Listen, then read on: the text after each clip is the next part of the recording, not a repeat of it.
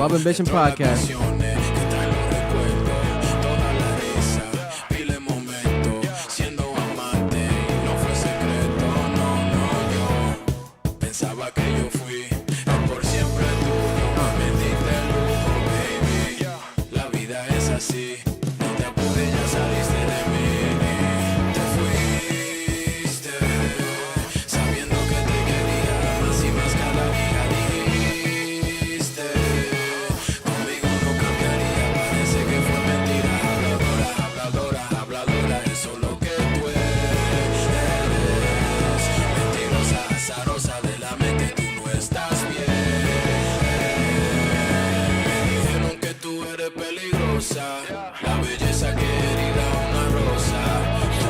Habladora, that's Nino Francis right there. Providence, Rhode Island artist from Rhode Island to the world. We're back again, another episode here at the Club Ambition Podcast, episode hold up.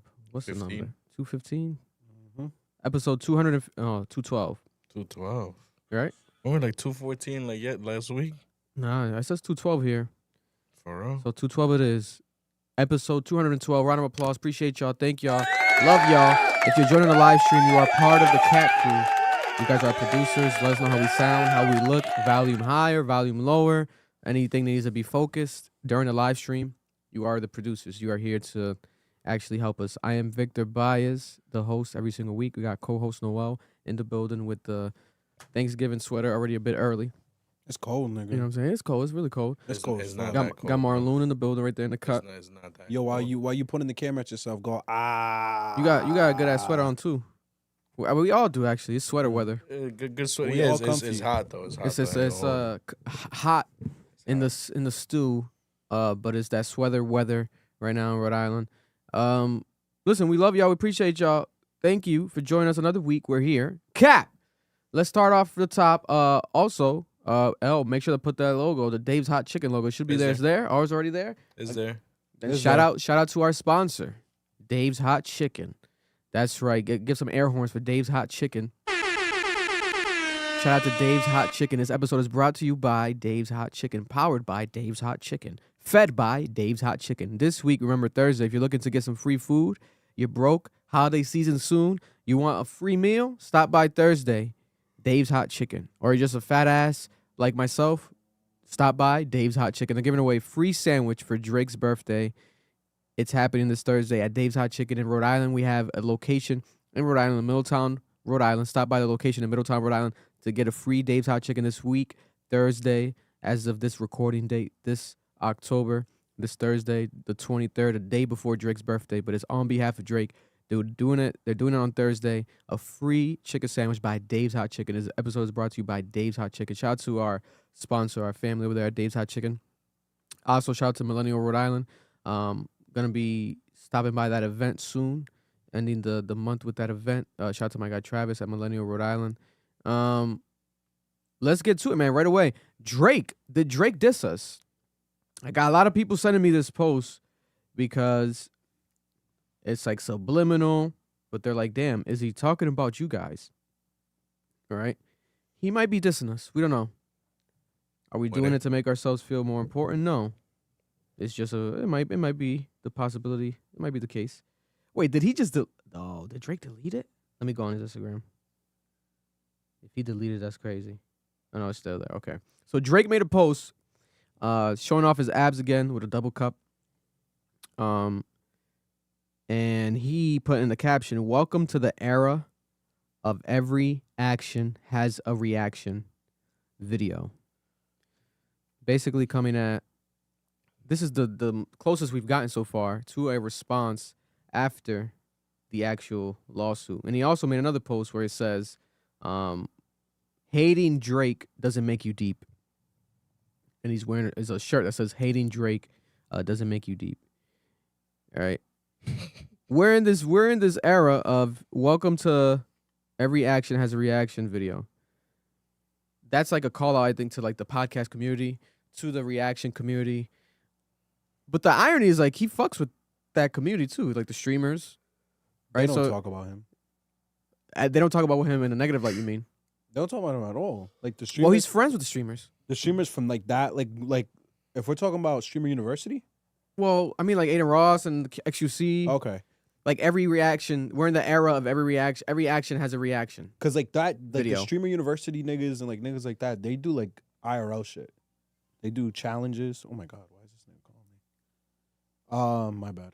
But I guess, but they do reactions as well. They talk about Drake. It's like a no matter what. I feel like everyone talks about Drake. But I feel like the shit that goes viral for them is always the IRL shit. Like they bring on like they're more concerned with like newer shit. Like if you ever see like a Ty Lo stream, he's bringing people on. Like they're lit with him. I really think this is just for podcast niggas. I don't think this is about streaming niggas. Because the podcasts are the most opinionated ones. I'll take it. Listen, if you want to take some shots at us, Drake, it is what it is. My thing is this though. Like, I don't think that I try not to get caught in that idea where people tend to say things like this generation now or this era, because a lot of times there's moments that are happening now that have happened throughout history. For example, back then, like the biggest thing in the magazines was blurbs that would review albums, review, these things that would go viral. The biggest moment on the radio was whenever there was blow ups and people being called out. Rappers would pull up and call the rappers out. This was before social media, so that's how you would get your message across, right? So that was a reactionary era when it comes to, if we just want to keep it, let's say hip hop and what he is as a rapper, right? And he also is Mr. Michael Jackson. Yeah. So who got more stories every single day for everything that they did than Michael Jackson? So it's like you want to be in this world. It's like this is what it is. This is what it takes to be in it. My thing is nothing's new. Like there's nothing new under the sun. For me, podcast is just radio. There's just a different version of radio. Because when you go back to those radio stuff, yeah, they were doing this type of interview style, discussing topics, yeah, going back and forth. It's just formatted and streamed for people to have on their streaming services like Spotify and Apple.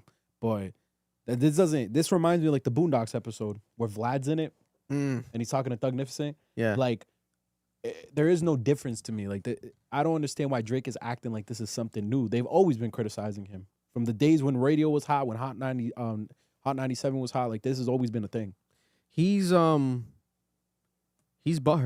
This is more sore loser energy.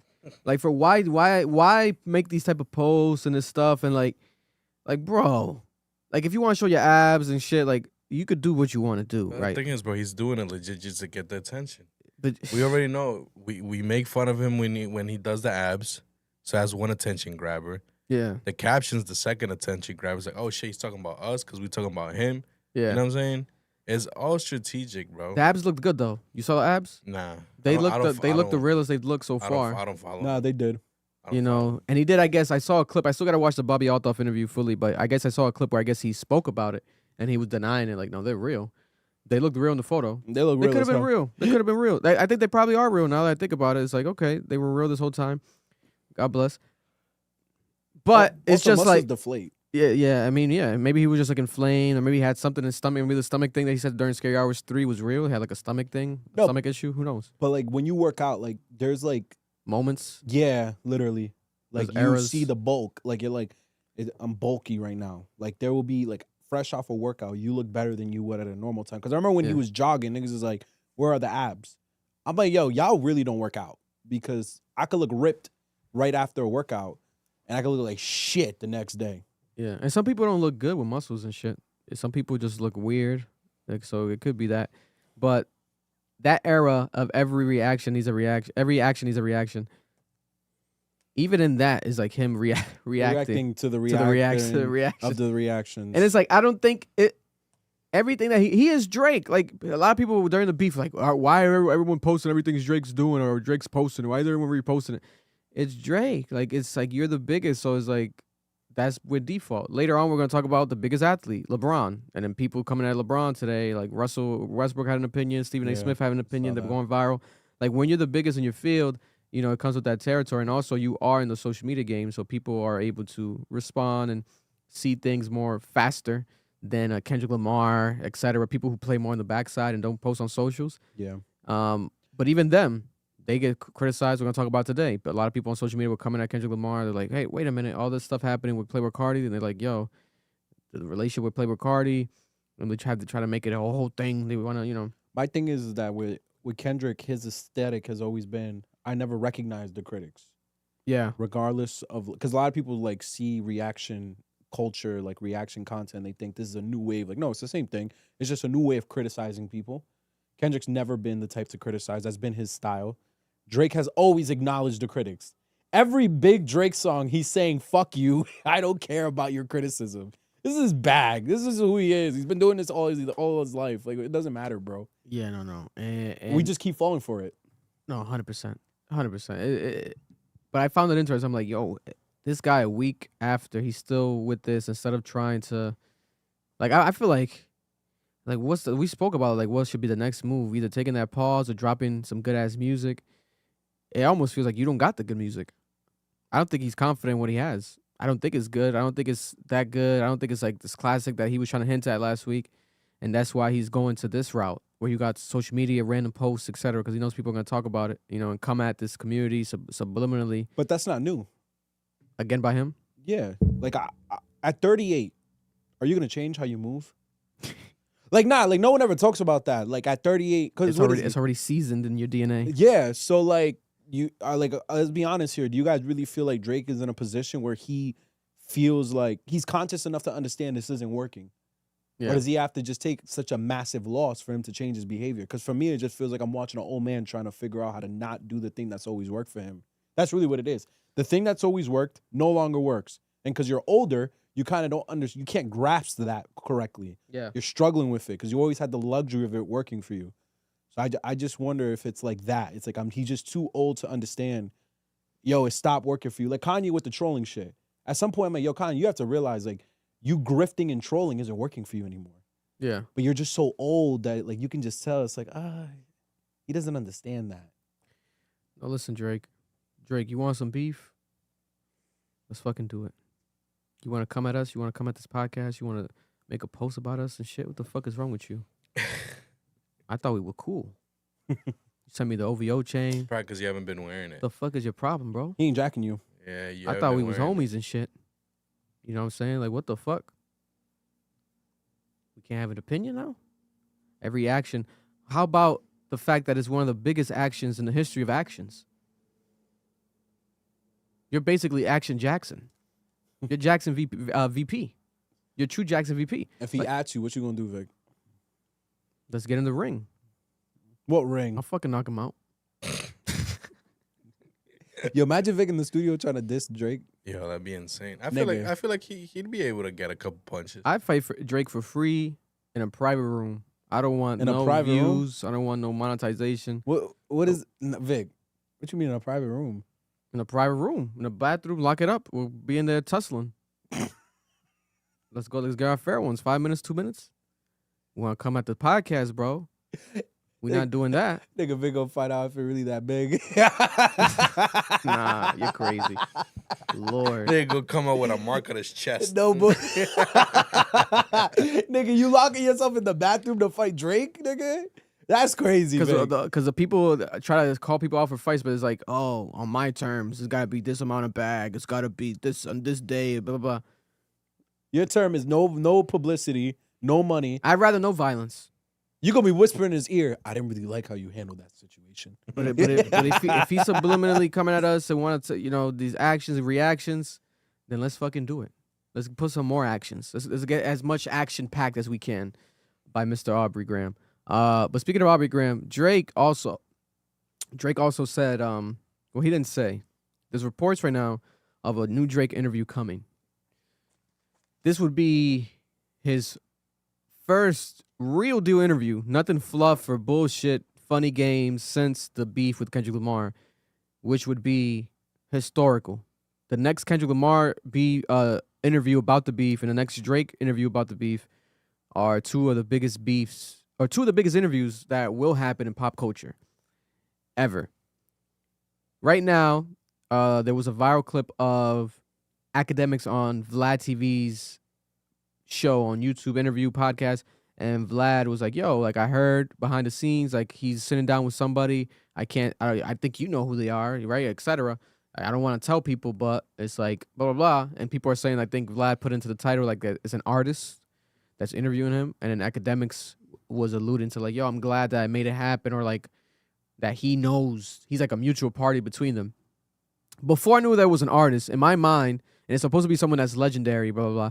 In my mind, I'm like, it has to be like Charlemagne. Like, Oh my God, I was just thinking it that's has to be crazy. Charlemagne Yeah, the God. It has to be like Charlemagne the God sitting down with Drake, because It's controversial, but it's safe. yeah, and it's also like they have history in the past. Yeah. But then I thought about it, I'm like, damn, Charlemagne the God is too much, especially during this beef. He was very team Kendrick, like fully, like, It doesn't matter. and I think he was in touch with Kendrick's team. So I was like, I don't think Charlemagne would want to do it. Vic, I don't think he would want to do it. he would do it. He would do it. He would do it. I don't know. Because it's He's the same not an artist though. It don't, bro. But then it's the artist That thing. was the artist thing. But I want to say this. When in It's gonna 2019, be a daddy Joe Budden. 2018, no, it's not, because Joe Budden said he's not going to interview him on his pod multiple times. He said, I don't want this dude up here. Well, all the artist has a fucking platform. My thing was this. Charlemagne interviewed Kanye during that whole racism thing. Yeah.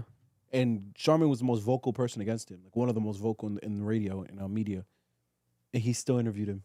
Still gave him a platform. Oh, like the one-on-one. Yeah, at his crib, in that fucking Get Out crib he had with Kim K. Yeah, I'm not hearing that yeah, shit. Yeah, Charlemagne is like the go-to call for whenever there's like a black artist in a crisis. Yeah. Like, call Charlemagne the God to get the interview. He did the Travis Scott interview, Yeah, the he Kanye did. West interview, walking around the fucking the outside wood, and now it's like Drake interview.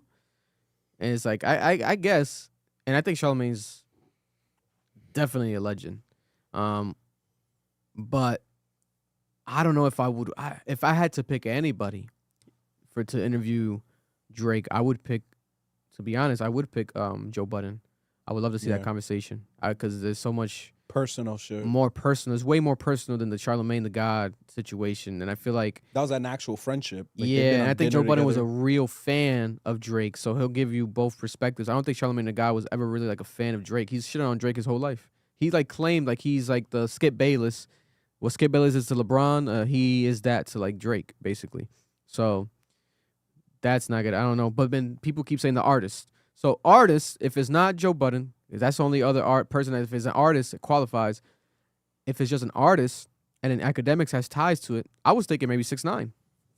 Because 6ix9ine right now No, he's not that stupid. is on his Stop it. interview run again, right? He was hated by everybody. Who's hated by everybody? Drake, right? It's probably gonna be another Yachty, Nah, I don't know. another Yachty interview. If Legendary artist. I love Yachty, but legendary? 6ix9ine's I- not a I For legend. said Vlad and that. Axe to agree? Axe said that, bro. Yeah, but they both, Vlad agreed on that concept. Like, I thought it was J. Cole till Axe said I brought them together. J. Cole Cole? is not a friend of academics. maybe it could be J. Cole. If J. Cole and academics are Hell not no. friends. I To don't that know. extent? To that extent, Vic? Maybe behind the scenes, we don't know what J. Cole does, bro. J. Cole might not even fucking have a citizenship. Like, he might not have an ID. We don't know what J. Cole's doing. J. Cole might be like literally J. Cole a Martian. he gonna step out of a battle because he feels bad, but he's gonna be friends with DJ Academics. I mean, the The J. most Cole, polarizing, disrespectful figure in hip hop media. the J. Cole album's coming. The J. Cole That's what album's I was supposed to gonna come. say. Roll out. If J. Cole were to go and come out finally after a few months of not hearing from him to go do a fucking interview with Drake, we better be getting music. Yeah. We better be getting And it would be a fucking more music. impactful goodbye by J. Cole standard if he does that Drake interview. I would think so. You know? But leave a comment below. What are your guesses? What is going to happen? We have some super chats. Yeah. I Oh, was super gonna- chats? Yeah. DJ Jam and Jimmy. This is a little bit unrelated, but with the two, do you think Meek would have been bigger if he won? Yeah. If Meek won the beef, hell yeah. Hell yeah. Meek was on a tear before that, and he Yeah. dropped good music after. Just no one cared. I think Yeah. Nicki Minaj ruined him. Yeah. No. And the Nicki Minaj thing too. That would have been a crazy. They were together at the moment. shoulda had a they baby were with a power Nicki. couple. Yup. They would have been the power couple because they both can rap their fucking ass off. Yeah. That baby would have came out looking like Cassidy. Oh my god! Imagine a Drake, Ross, Nicki, and Meek song. Oh my god! Yeah. And NFR out of context with the 20 was Good Cat Familia. Been turning into these episodes since day one. Saw Vic's announcement post and wanted to say congratulations. Que Dios te bendiga y la familia. Club Ambition for life. Give a round of Oh, yeah, applause to thank my you. nigga Vic, man. Oh yeah, I forgot. How can I forget? My guy is a dad to a girl. What is he talking about? Yeah, that's true. That's true. That's I my forgot. I third forgot to niece, write bro. it down. But I'm having a daughter. I'm gonna be a father to a beautiful baby girl. God willing, this December she's arriving for Christmas. Christmas came early, and I'm very happy. It's gonna change my life forever because I'm having a daughter. So now I'm gonna be as soft as I've ever been in my life. Right, I'm already got softened by having a son, but I feel like with a daughter now I'm gonna be extra. I'm gonna be doing tea parties. Gonna be watching, the Barbie movie on repeat. Whatever she wants, whatever she desires is gonna happen. Right, she's gonna be spoiled. You're gonna come in Vic's crib. He's gonna be wearing eyelashes. Oh, bro, what? Doing 100%. makeup, painting nails. I can't wait. It's gonna be crazy. I'm able to now play one of my favorite songs of all time, the Nas song, "To My Niggas with Daughters." I call this right, and I played it. I played the Nas song today, and he says "brothers" to my brothers. I'm like, but it's explicit. I don't recall. I gotta look back. When did Nas take the niggas out of daughters? It was always, in my opinion, that I don't remember it being brothers. Niggas hearing the Maybe on the clean version. Are you sure you're not listening to the No, clean it's version? it's explicit version, and Nas is like, "To my brothers with daughters, I call this." I'm like, what the fuck, Nas? Like, I remember it being like, "To my niggas with daughters," unless he dropped another version of that album that I don't recall, the anniversary version maybe. But Life Is Good, phenomenal album by Nas. But yeah, and I'm able to play that song now loudly. It's crazy. It's like a complete family because I have my son and now I got my daughter back to back. I didn't expect that. I thought my first child was gonna be a daughter, and I thought this time around, I thought we already have a son. I thought it's probably gonna be a son again, but I'm having a daughter. Yeah, it's crazy. It's crazy. I can't wait. I feel like it hasn't fully hit me yet. It probably hit me obviously when she's in my fucking hands, but I feel like Deja's ready to fucking pop at any moment. Like today she was like, oh my god, she feels the moving. She's so uncomfortable, and her belly's so big. I don't know, man. I feel like that baby. Yeah, belly's big, bro. Imagine, No, God, I know. I That seen shit it the is other bigger day. it's a than twin ocean. or I some know, bro. shit. Bigger than ocean, Undetected twin this whole time. When I got That'd this be nigga's crib, insane. I was like, yo, you got big, nigga. Dang. She has a big belly, bro. big Very belly, big belly. bro. So Big, bro. Yeah. That's beautiful dope. belly, Beautiful. big and beautiful, baby. Yeah, Because I know before you're she watching. comes at us, I know yeah. you're watching. God bless you. God bless. Big and beautiful. Wicked NC with the 199. Nicki Minaj has Queen's Radio. What if it's her? That is actually a strong Going back to possibility. They're Nicki. friends. Her and Ak are cool. From Probably Ak, wouldn't have. It could happen because she's on her anti JayZ. But I don't know if Drake Great. would do it because then he'll look real unhinged. Yeah, he would have to go fully unhinged. He would have to shit on JayZ with her. He'd also have to not be friends with SZA anymore. Like their whole thing would have to be cut off at this point. Because That's if he probably goes gonna if he goes to an interview with Nicki after everything she said about SZA, he'll look crazy. Scissors.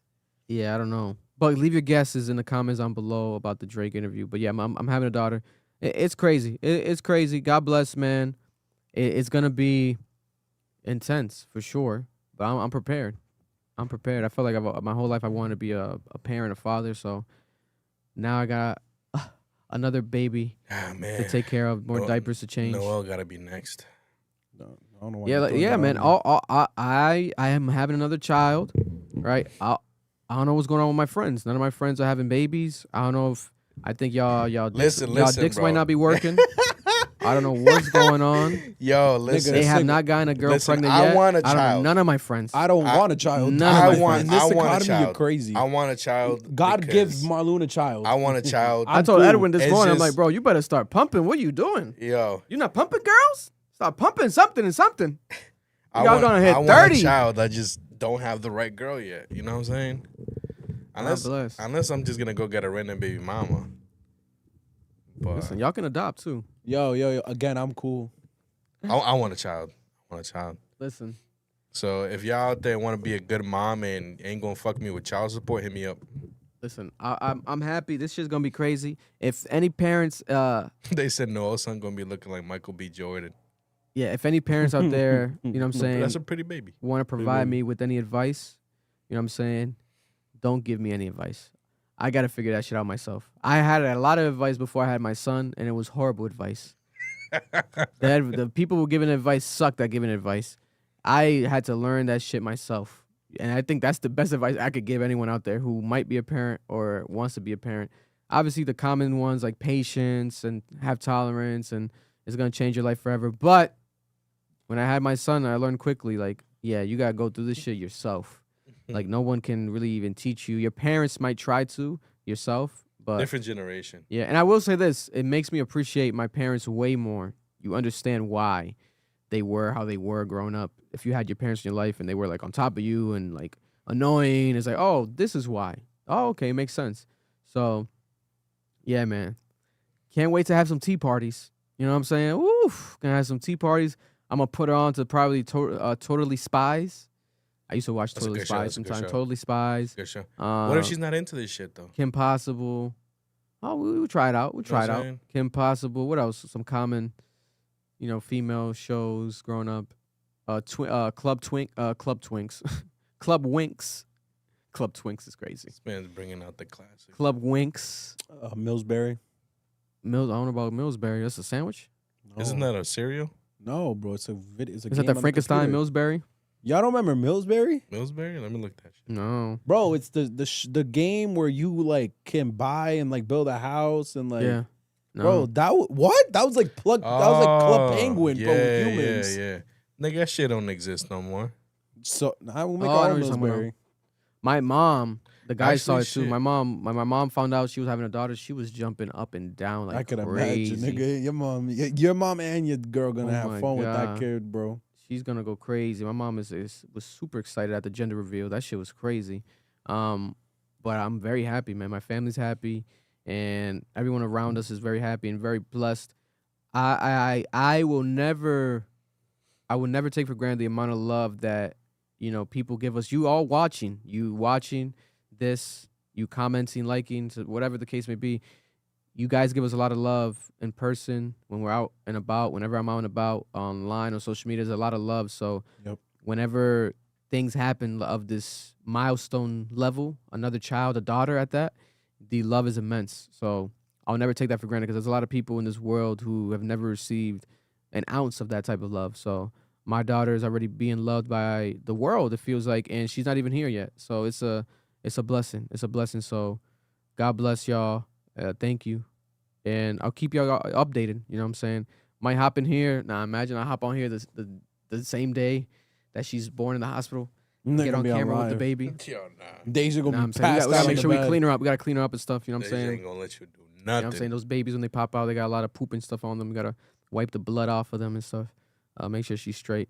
You gonna be in the delivery room? Oh hell yeah. Were you there for Ocean? Yeah. I don't know if I could do that shit, bro. I got a little weak, but I didn't faint. But I definitely got weak when that shit happened. That shit. Oof. I can imagine. And that was during COVID. So now thankfully it's gonna be no COVID. So we were able to have visitors at the hospital. I'll probably vlog it. I'll vlog it for y'all. Y'all want a vlog? I'll give y'all a vlog of that experience. But love y'all. Appreciate y'all. And again, round of applause for my daughter coming 2025.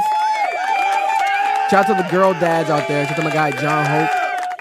You know what I'm saying? John Hope, my guy John Hope, my guy OSF. Shout out to all the girl dads out there. I'm officially part of the girl dad team. That shit is crazy. But I'm ready. I'm ready. And I know my son Ocean, he's gonna have a ball. He's dying to have another thing to interact with. He's always asking for like a pet, a sibling. Now he has an actual sibling and a sister. He's gonna be a big brother. And I'm like 5 years apart from my sister. So basically it's gonna be the same gap that they're gonna kinda have. And I was really close to my sister growing up. So I'm excited, man. I'm excited. This shit's gonna be crazy. The baby shower is going viral. That's all I'll say for now. You know what I'm saying? I got some plans for the baby shower. It's gonna go viral. I'll make sure. In a good way. And hopefully in a good way. Let's hope it's not Noel throwing up. Noel might show up with a pregnant Noel bitch. Nigga. might show You know up. what I'm saying? Oh, Yo, shit. you see how niggas just throw mad shit on me? Oh, First off, shit. I don't drink. Yes, Second off, that's why you I would don't be. got That's no- why you would be I don't throwing got- up. I don't got no Nigga. girl. I'm not drinking that night, and I got no You never bitch. know. Man, that might be the day he announces his. You never No. know. Shit's Or maybe insane. it gets implanted into somebody that night. You know what I'm No. saying? Get inspired off the energy in the room. Yo, Mm. You know what I'm saying? I pray every day God keeps children away from me, nigga. What is we talking about right now? Listen, man. You know, people like shout out to Harellis. Harellis would tell me the same thing. I always tell her. She used to say that shit in school. Like, I don't want to have kids. I'll never be a mother. Listen, man. And now she's one of the best mothers I've known. It's like that shit just You gotta let God decide. You gotta let God decide for you, brother. You know what I'm saying? So you might be. I think you're gonna get. I will call it now. I think Noel's not gonna only have kids. Twins. He gonna have twins. I was gonna say triplets. He gonna have I was gonna twins. say triplets. I was gonna say triplets. Yeah. But we're Yo, going, guys, I was gonna say triplets. they're yapping like crazy. I'm telling you right now, I'll bro. tell you in my soul, in my soul, God bro. damn. In my soul, no, bro. I don't want no kid, bro. Now, hell no. In the next 5 years, no, nigga. I know what the economy is like. Are you crazy? Are you crazy? It'll You motivate you to crazy? hustle harder, bro. You're gonna turn to Ace Hood. When you have a baby, you turn to Ace Hood. You start wanting to hustle hard. You're like, bro, you get no favors. You turn down every favor. Your mom can ask you for a favor. You say no. I'm too busy. Nigga, Marloon's the one having the kid. He's the one that wants it. I want a child, bro. I do. Listen, man, Marlon doesn't believe in condoms, but that's another conversation. That is a fact. You know, so Let's just I get think it's in bound the to way, happen. bro. I'm Let's not just one get to in the talk way. much. I haven't touched a condom, I think, in 12 years. Maybe 15. Mr. I don't know. I may have never touched a Mr. condom. Two kids. It's been a while. God bless.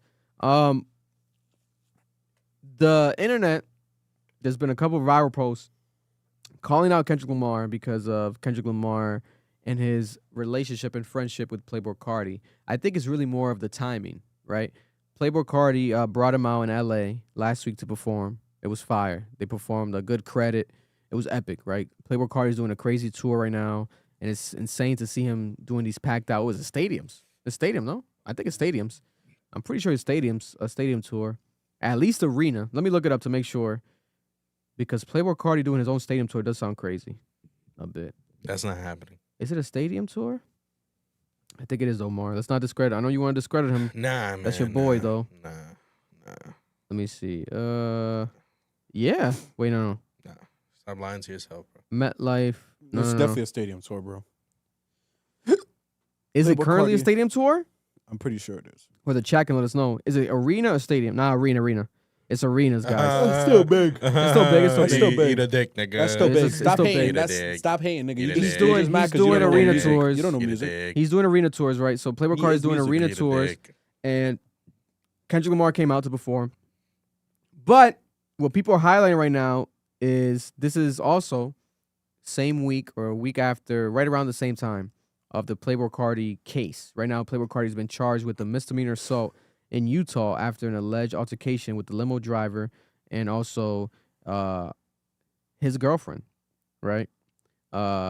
Reynolds, this man Reynolds, Carl Reynolds, who's the driver, says that he suffered a bruised jaw and a whiplash, and the police documented his injuries, and he plans to hire a lawyer and says that his main concerns is to ensure that Playboi Carti doesn't hurt anyone, including his girlfriend.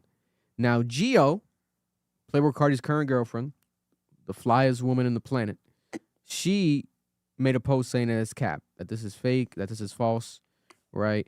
And also we have now, I think breaking news today, an update on this. Let me try to get this going right here. Playboi Carti's due back in court in December over the Utah altercation where he allegedly hit and threatened to shoot the limo driver. Let's play the audio right here. Suburban This is the dispatch by TMZ. and fist fighting on River Road just before the half-cock light. Deputies responding. The caller didn't stay in the area. He said they were two black Suburban-type vehicles, both parked at the River Road light on River Road. They looked like they were headed into the half-cock intersection, but he didn't stick around. There was also a female standing next to the two men fighting.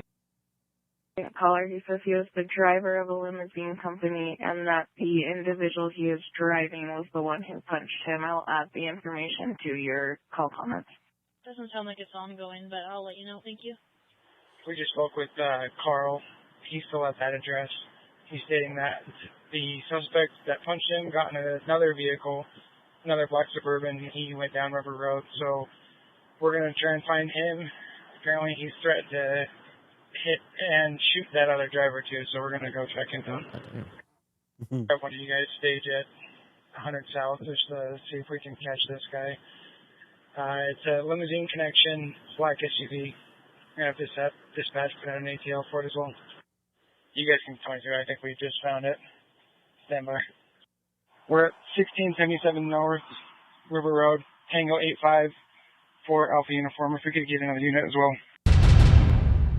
So there's been viral clips, people saying hey, this man has had obviously past accusations against females, right?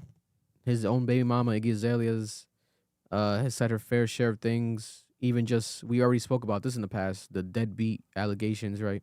Him not being a proper father and all this stuff.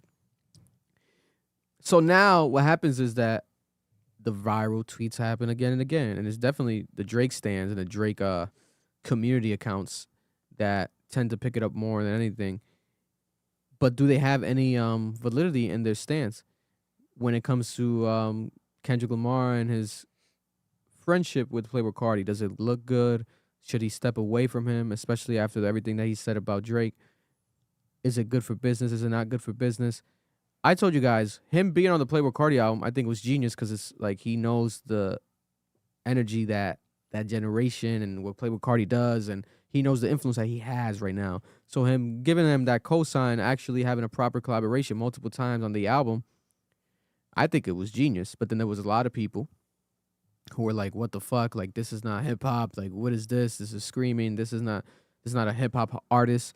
Because the most diehard Kendrick Lamar fan is the same fan that's gonna hate Playboi Carti, right? So the crossing of the brands, people always question it. I think it's genius because he appreciates the art the same way I appreciate the art of Playboi Carti. Like, I feel like he is that punk rock star. I think Nas over the weekend, shout out to Jordan, my guy Jordan, interviewed him, Jordan Rose, and Nas said it, that Playboi Carti is a rock star, that there's different facets, different categories basically in hip hop, and that this is the evolution of that, basically giving Playboi Carti the cosign. Instead of being an old hater, these old rapper haters that always happen and pop up here and there. But an accusation is an accusation. Until there's like actual proof, you got the girlfriend Gio actually denying it, like making a post like this is cap. I don't know, right? Like I feel like also Kendrick Lamar's not with him day to day. They're not, but like he popped out to the show because he's on the album. I think it made sense. It's like you're gonna perform together, and it's in LA, it's his city. Come out to LA. Come out. Same way the Clips pulled through. He's on the Clips album. Clips were in LA. Kendrick Lamar performed with the Clips. That's how I'm looking at it. But then you have the stands making it a thing, and they want to call things out, etc. And I'm highlighting it because if we don't highlight it, they're gonna be like, "Oh, you guys didn't highlight this. You didn't do."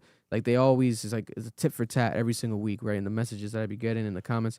So it's like, okay, we got this. Do I think that there's actual girth to this, or like does this have legs? Does this story have legs? I don't really think so.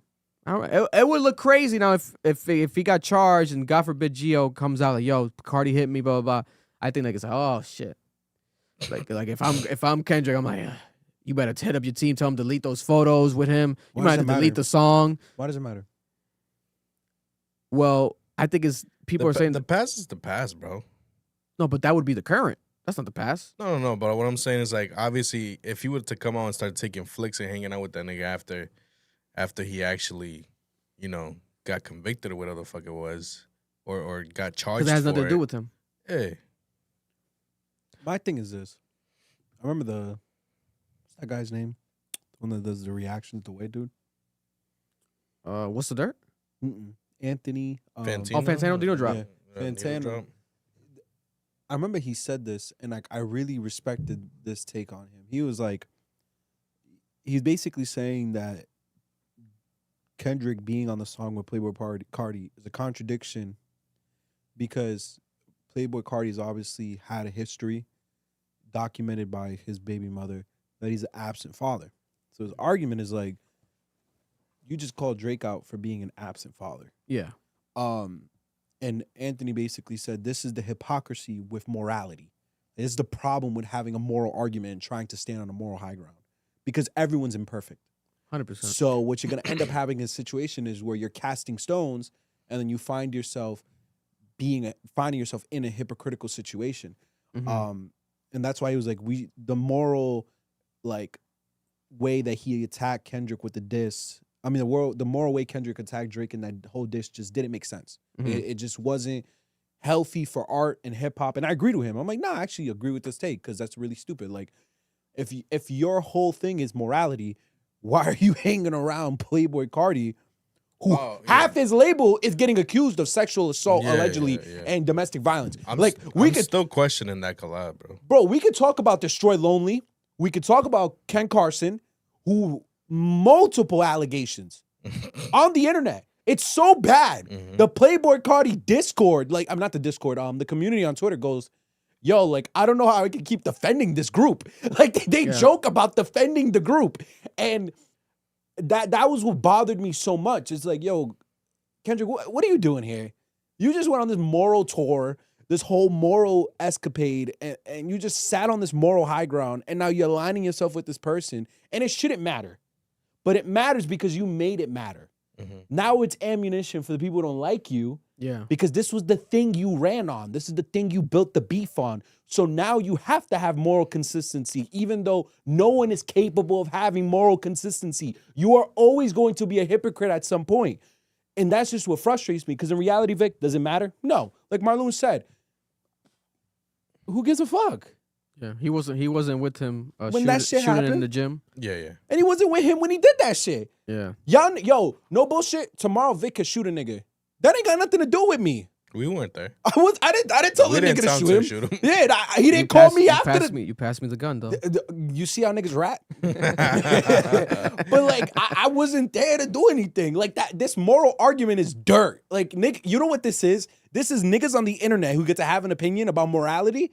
And because we don't know who you are or the shit that you've done, you get to judge and cast stones. Yeah. But if we ever got to see the shit you be on, you wouldn't be quick to be coming at niggas. Yeah, and it's Mr. Morale.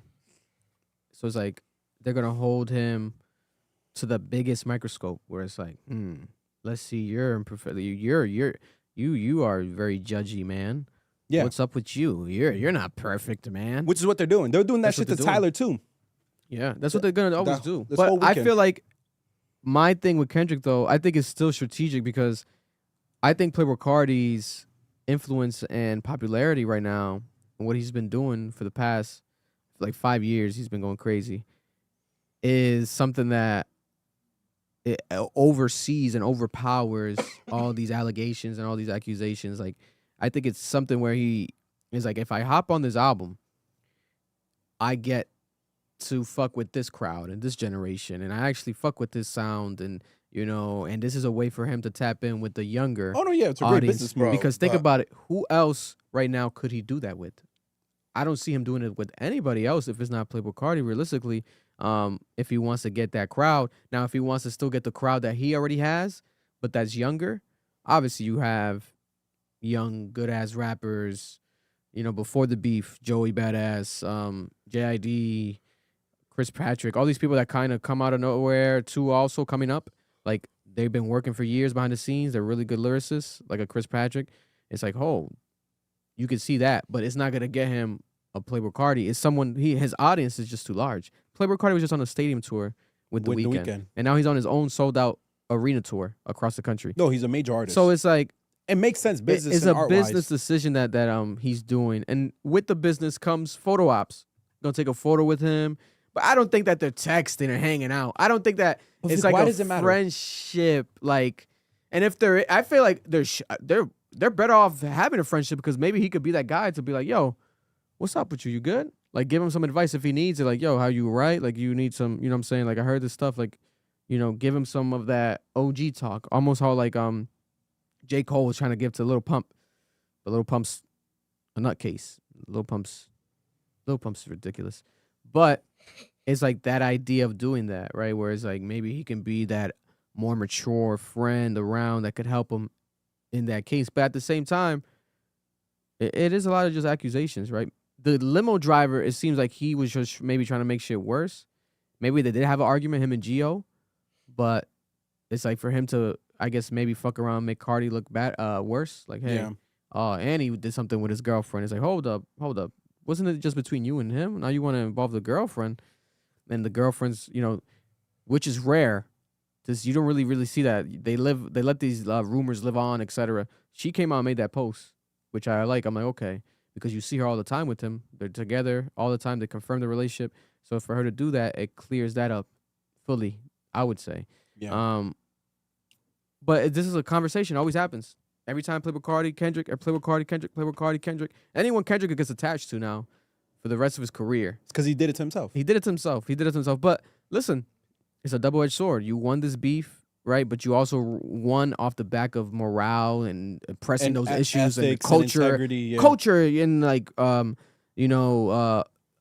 even like some race baiting, like Drake's not black enough and all this stuff. Yeah. You do that, so people are gonna hold you to that standard. Hold you to that standard, especially because it was such a fucking big beef. It wasn't like one quick verse. No. It was multiple songs. It was a world. It was the foundation of the beef. We were literally pushing to this world of this, like people. This idea that Drake is a, what we call a mulatto. Yeah. Abusive father. Yeah, like it was like a whole pedophile. Thing. It was this whole thing that they were doing. So, but it's interesting to see because it's like, damn. I feel like though Kendrick, he's not on social media and shit like that. So he doesn't care. No, he's definitely on social media. Yeah, but I don't think he's like looking at comments. You think he's looking at comments actively and shit? I don't know. I feel like he's not really like actively looking at comments. Like I don't know. I feel like he be kind of tapped out. Like he could care less. Like he just looks at it like this shit got nothing to do with him. I'm gonna be real. Yeah. That notion that people don't care is not true. Everyone cares. That shit got nothing to do with him, bro. I know he sees it, and I think he understands he can't speak. He already doesn't speak. He got lucky. Yeah. But I don't think he's ever going to be able to vocalize an opinion on this situation. Why, though? Because you are a hypocrite. No, I'm saying why would he have to? That's my point. Because he's so quiet. If he crumbles to the pressures of the internet. I hope he never does, and I don't think he will. I think he's above that. He never will. I think he's above that. Fuck that.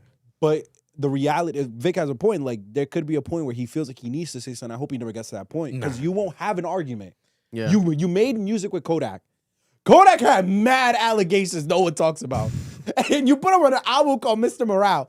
And then you follow up this album with an entire, like, beef after you disappeared for so long where you're ostracizing this person because of their moral compass. And then you turn around and befriend another problematic person who has a bunch of problematic but in people on his label. In that album, he does say, one, he's not his savior. And he does pretty much call himself a hypocrite. Yo, I don't care. This is the problem people don't understand. Don't preach morality, and then in the other thing you say, well, I can do whatever I want. That's a hypocrisy. There's straight contradiction in the album. That's a cop. And even that was what Anthony was saying too. He's like, this is just a lazy cop. You don't get to ostracize a nigga's career and like brand him as this problematic person and win a beef off of it and then say, well, I'm a problem too, so it's okay. Like, no. Yeah. Like, what? You can't create a boogeyman and then tell me that you're also a problem person. And then Drake, certain people like the fans, fans can say whatever the fuck they want on the internet is going to happen, but it can't be really too weaponized depending on who it is. For example, Drake fucks with Carti too, so it's like he can't really like be like, you're a hypocrite because you're working with Carti, blah, blah, blah, because it's like, oh, you're shitting on Carti? Like, what are you talking about? But his fans can do that for Drake, right? They can defend him in that manner, be like, "Oh my God, you did this," which is what they're always gonna do for the rest of the time now. Yeah, no, this is crazy. I don't agree with it. I think it's corny. I think this is all stupid, and I don't think you should be responsible for another man's decisions. And I think we're gonna get a vice versa. For those who hate this shit, listen, guess what? I can almost guarantee whatever next Kendrick Lamar album, we're gonna see Playboi Carti on it. That's how much I think that he fucks with that. I doubt it. Fan base. I think it's gonna happen. You think he's gonna be on another album? Probably. I think Carti is gonna be on his album. Yeah, probably. Because why would you? It's like too much involvement on that. Maybe ad-libs. I'm actually surprised we haven't gotten like that vice versa. Like, why isn't there a Kendrick verse or something on a Kodak album? You know what I'm saying? Like that type of situation. That'd be interesting. I could see him doing that in Carti. I could see Carti doing a Kendrick album. But Kodak is a mess. Yeah, there's a word here. Kodak's a drug addict. It's different. I was just gonna name the drug. No, he's a drug addict. You just threw it out there. No bullshit though, Marloon. You're a hater. Playboi Carti is the most influential rapper in the industry right now. You are choking on that nigga's meat. Bro. No. It's hard to understand what you're saying. Whole lot of red. Real talk. Has laid the foundation for the underground scene right now. You saying that's what you sound like right now. Insane. Yo, you're the one with the POV looking up.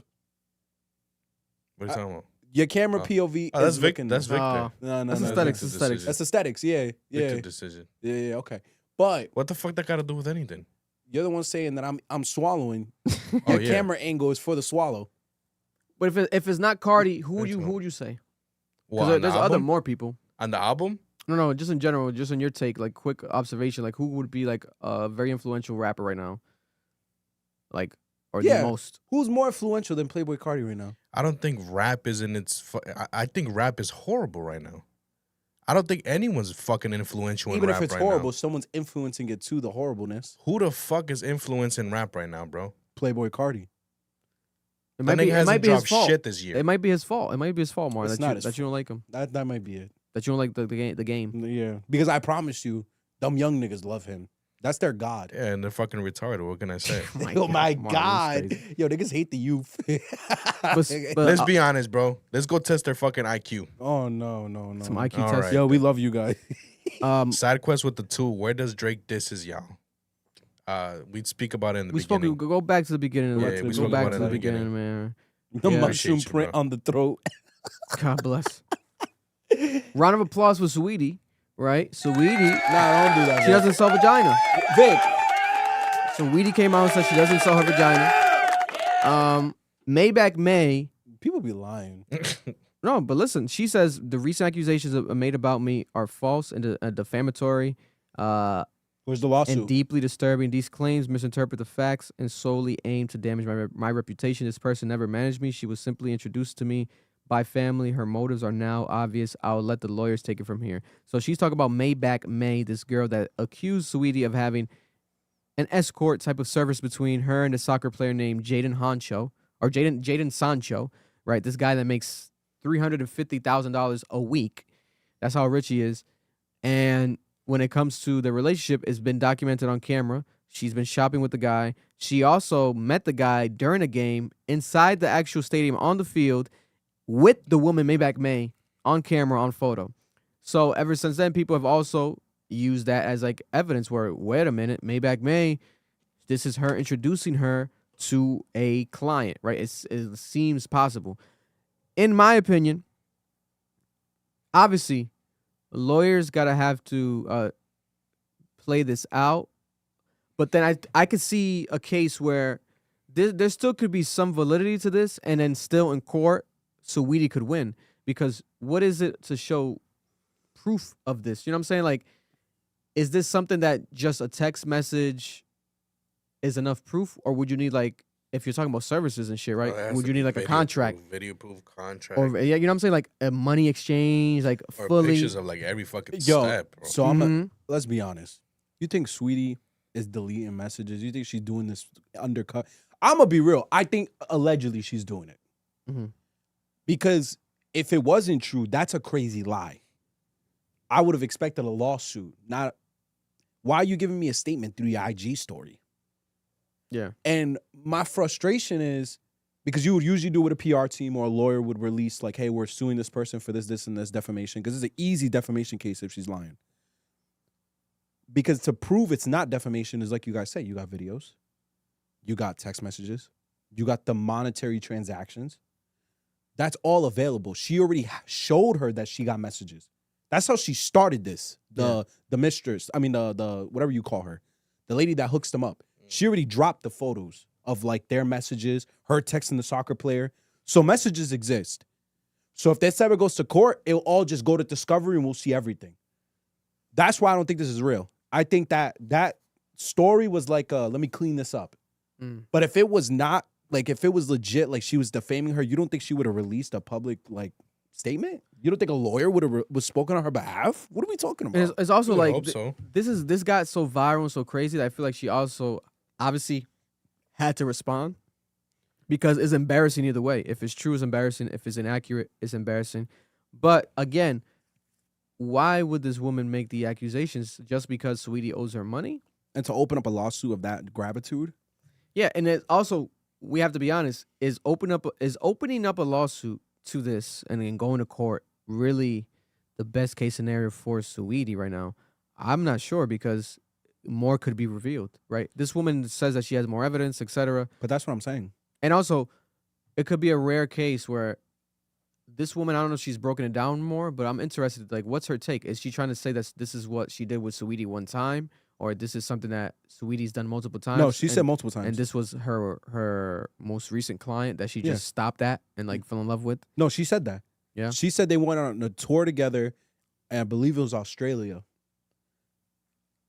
I'm going to take the word tour for what I think it means. She was on a tour. Yeah. And she met a bunch of niggas over there. She said it. She's like, you've always paid on time. This was the one client, the last client. You told him not to pay me. Yeah. And they got photos of them together, Vic. And also at events. Also, to be more direct, the selling vagina and all that stuff, that's all jokes. That's all jokes for me. Because when you do your research, escort service is legal. When you do actual sexual acts and stuff like that, that's where it crosses a different level. But I guess escort service, like paying someone to like be around you, basically is what I've said in the past, where I didn't know it was technically escort service, but I've known stories of people paying other celebrities to go to red carpets with them just for the aesthetic, right? Just to look good. But that's what escort services. So there could be a case where she did the legal escort services for a lot of money without sexual exchanges, because Saweetie, I think, in my opinions, like I said before, one of the most beautiful women in hip hop. I feel like Saweetie's gorgeous. So a lot of men probably feel that way. They see her, hey, I'd pay to have her around. Can I have her around, right? Yeah, why but not? my thing is, what is the history of us seeing her around other men publicly? It's just relationships, from what I recall. Her last relationship that we knew about was the YG. She was with YG, and before that she was with the Quavo situation, right? Yeah, YG ain't paying. And I don't see YG like paying Saweetie to be like. I don't see that happening. So Yo, I don't know. I don't know. Maybe it was like a instance where, to be honest, I think what really happened was she was gonna maybe try it out, this escort thing, and she tried it out with this guy, right? Because she was gonna get some money, and this was her first instance with this woman. And then she fell in love with the guy. But that's not what she said, Vic. Because you did what? She said the world tour. Yeah, Vic. No, she literally said, we went on tour together in Australia. She said you were sick, you got dumped, and then I helped you get back on your. Saweetie says that she was simply introduced to me by family, so she might be a family friend. Also, family. You're involved in family now. Yo, we just playing around with what niggas is saying. Why, that girl is lying. But let me ask you this: why is the family friends with a woman that does shit like that? Bro, that's not her family friend. She cleaning it up. Also, yeah, she got ad dollars, bro. She got advertisers that gotta pay her. She look nuts right now. Saweetie might as well just like talk about it fully, like unravel it, like reveal what really happened, like just give the people the truth, her truth. If it's all this, then she just needs to break it down. Like why did you even have this woman around you the day you met this guy, right? Because it was kind of an awkward hug when you watch it. They're in photos together. Yeah, no, yeah. Yo, for Keke Palmer to ask Offset about this, what are we talking about? Yeah, about dating or cheating allegedly. Yeah, no, but about her being an escort. Keke asked her, like, yo, are the rumors true? Like, did you pay for it? Like, was that what happened? And he's like, no. She didn't ask her about that. No. Go pull up the clip. No. The Keke Palmer, you talking about Offset and Keke? Yeah. That interview's from March. Yeah, before this. Interview. But they've been saying it's been a rumor for years, bro. Nah, I was on Twitter. They were pulling up receipts. No, they were tying it to that, but Offset was basically saying, he was like, it's bigger than that, like blah, blah, blah, it's deeper, like it wasn't that, like he denied it fully, even being with her. But you don't think this is why her and YG randomly broke up? It could be. We don't know. I believe it. We don't know. Because my thing is, if you're gonna defame me like that, I'm suing you. I'm not putting up a post on IG. 6ix9ine said that she does, that she does it. 6ix9ine named a couple other female rappers. He was like, that dude. I'm like, okay, God bless. But listen, until there's lawyer paperwork, I don't care. And also, let the truth reveal itself, because other rappers, etc., clients per se, if they did happen, I think they're gonna talk about it. But as of right now, let's leave Saweetie the fuck alone. But I think it's gonna be impossible for her to leave it alone. I think we're gonna get an interview soon. She's gonna talk about this shit. I'd pay for Saweetie. Someone said it in the chat. Someone said that? God bless. Niggas be horny, bro. Niggas is calling you. And that's the thing. Forever in life, she can't escape that joke. Now, that's what sucks the most about it. Because let's say she is innocent, like she's saying, and did nothing like this. Then now that joke never leaves.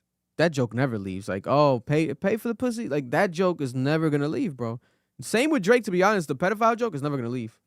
Never gonna leave. But I think that's why he went to court. Jokes that just are like so big that you never leave. Nah, but with Saweetie, bro, this is my point. If you go to court and prove it, you win. The joke will go away. You got to prove it substantially.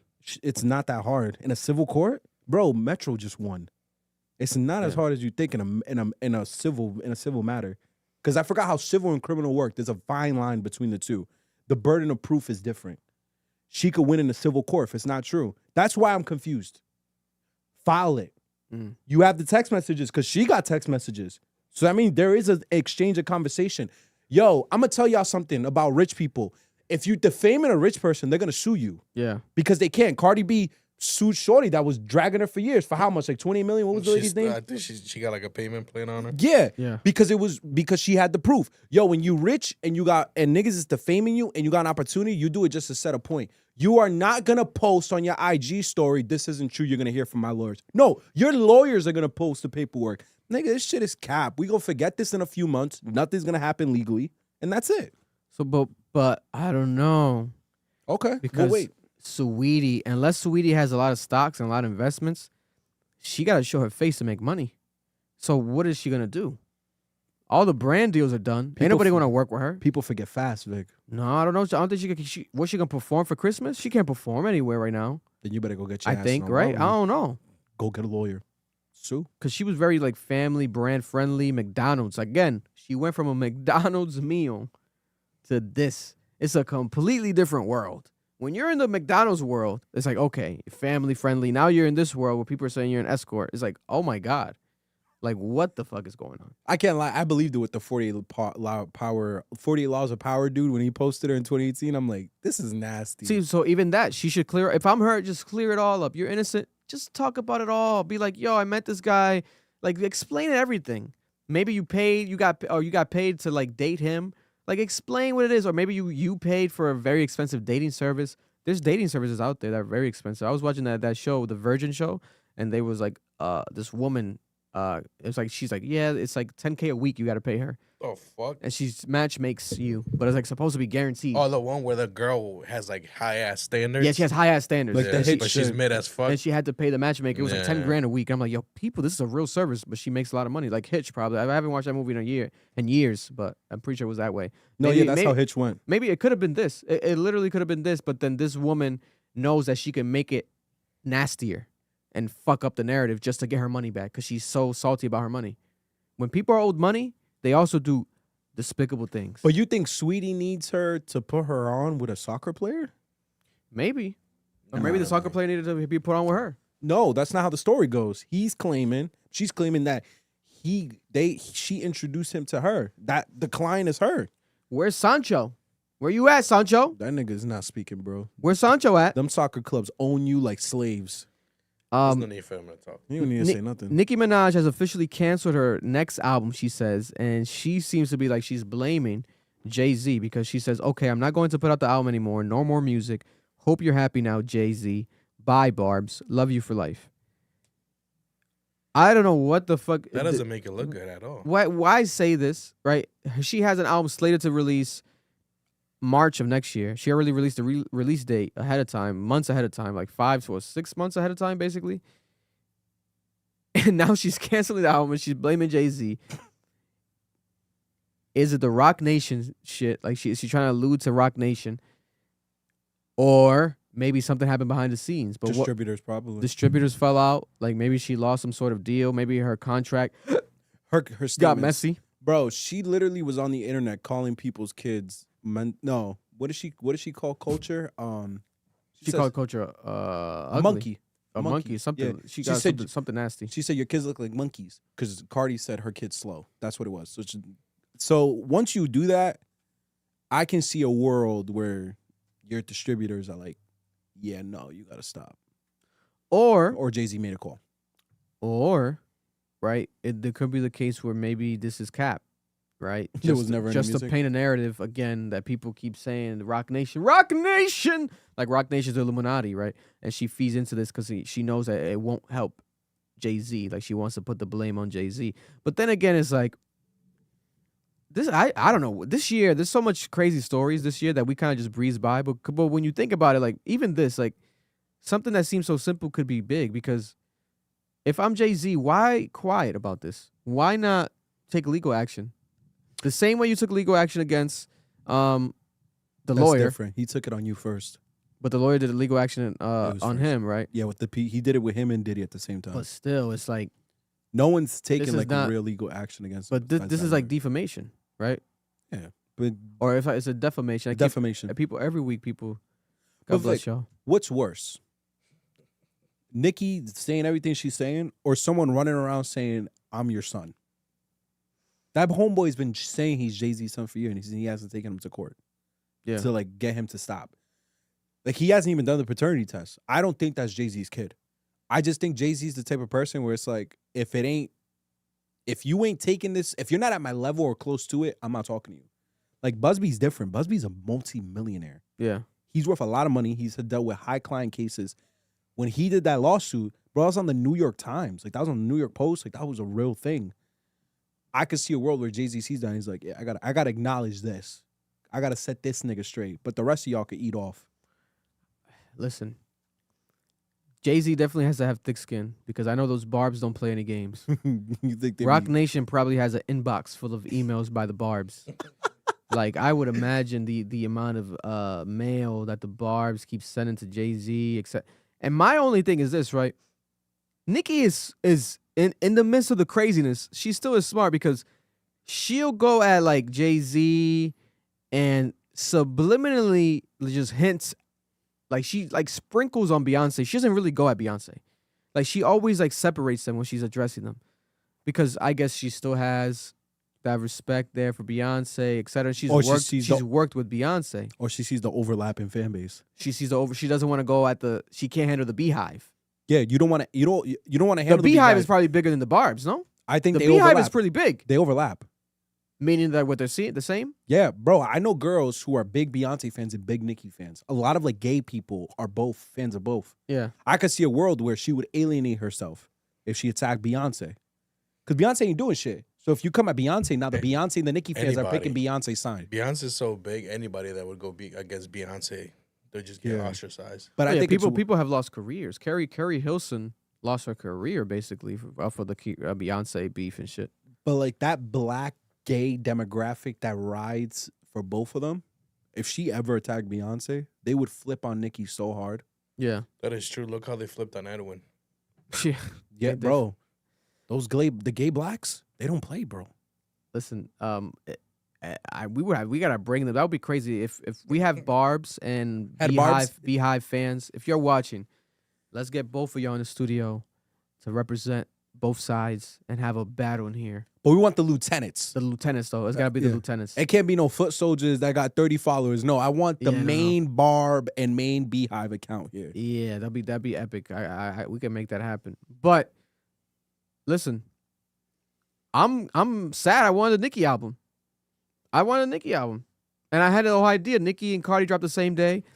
What if maybe she's alluding to that? Maybe like she heard that Jay-Z talked to Carti and now they convinced Carti to drop an album the same day again, or something's coming that same day. Like maybe it's something related to the date and then Jay-Z was involved. I don't know. Someone interview Nicki Minaj because Nicki Minaj or Nicki, drop your own podcast, do something because we need more context of all this shit that's happening. She lost that radio deal, right?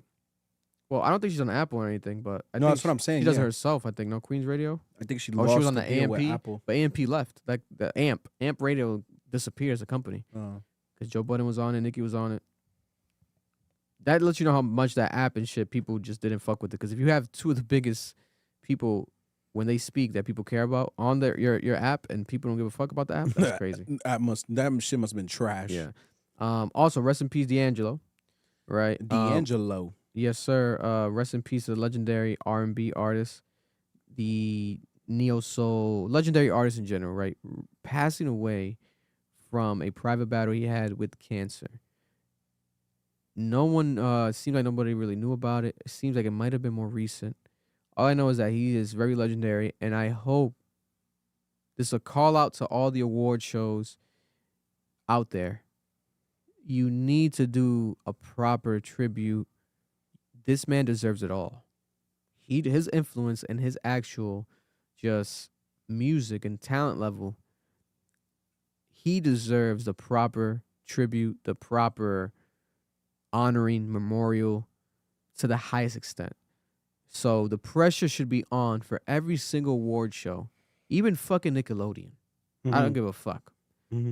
Every award show, they need to properly pay homage and respect to the. It can't just be like D'Angelo from such year to 2025, like a quick photo of him. Hell no. Let's not do that. This man, I feel like he's someone that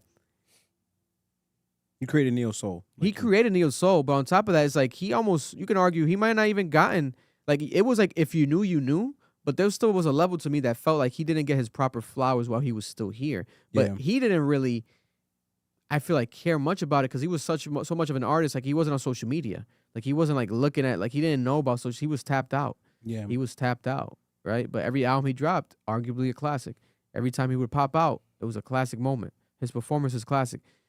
He was like a walking alien Martian. He's one of those spiritual level special people, artists, a Prince, etc. Like those type of artists that once in a lifetime. They don't get like that super notoriety, but they move the genre forward. Yes. Like Bjork and people like that. Like they're artists like, yo, this person moved the genre. If you know, you know. If you're like Vic said, if you're actually creating art, then you know who they are. Yeah, I definitely would put him in that category. So these award shows, I hope that this shit's gonna be epic. He deserves some epic shit. So you don't think it is? Come on, Vic. Let's be serious. You know how these R&B niggas be giving it up. You know Usher's gonna be there. Chris Brown's gonna be there. Sometimes they fuck up. Sometimes they fuck up, man. People die and they don't do that shit properly. For him, they wouldn't let that happen. They can't let that shit happen with him. I don't think the R&B niggas will let that happen. I hope that, you know, he's paid homage properly. I'm expecting very beautiful conversations about him, documentaries, etc. He deserves it all. He deserves it all. Classes. There should be classes in school teaching students about his career. Rest in peace, D'Angelo. Today, this went viral. People sent it to me right before we got in here to make sure to cover it.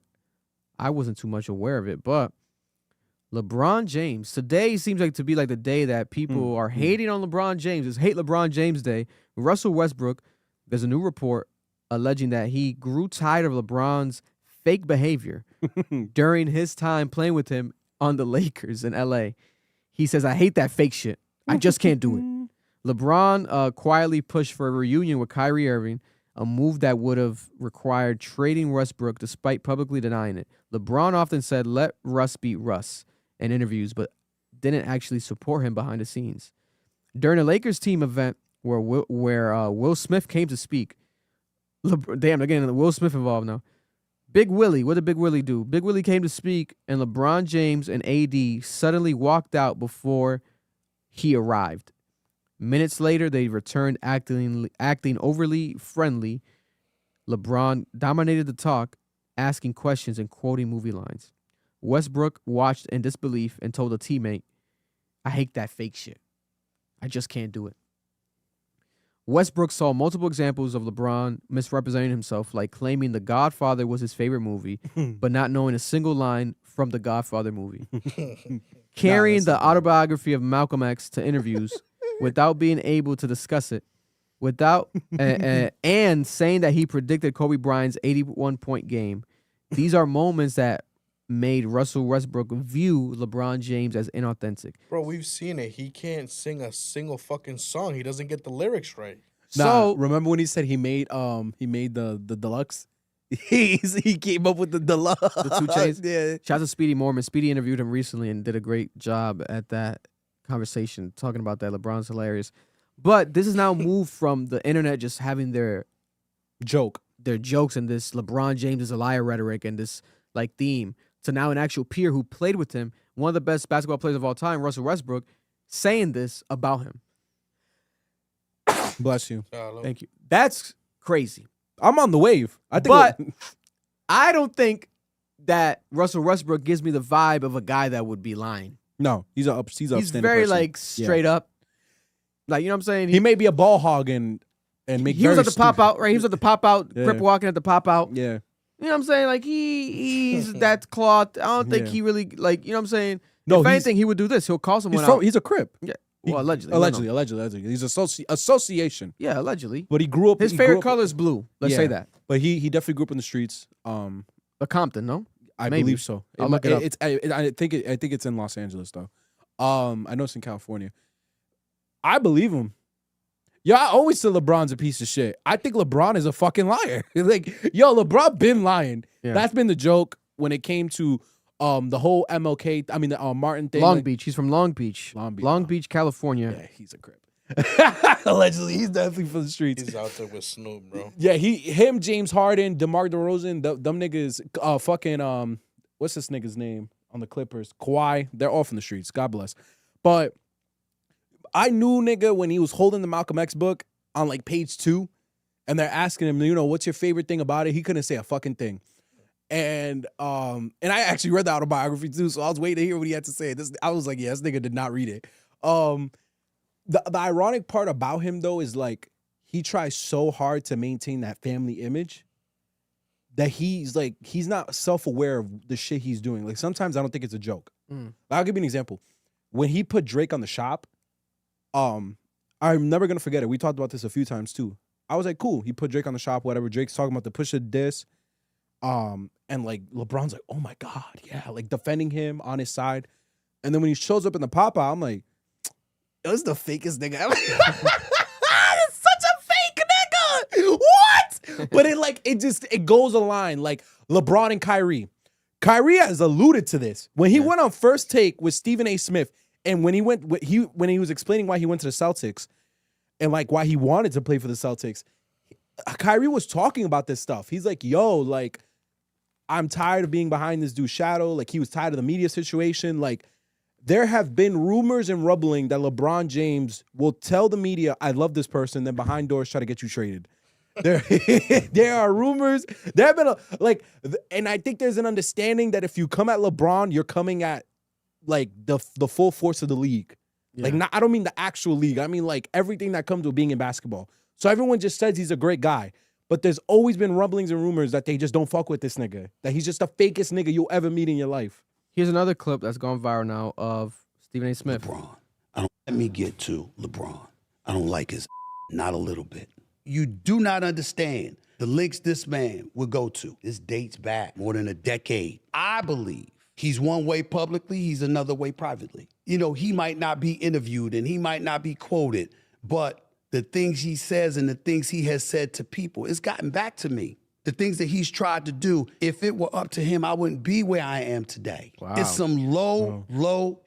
The day that he rolled up on me courtside, it was the day my contract was announced, that I had stayed with ESPN. Go back and look at the camera angles. I arrived there in the first quarter. He rolled up on me in the third quarter.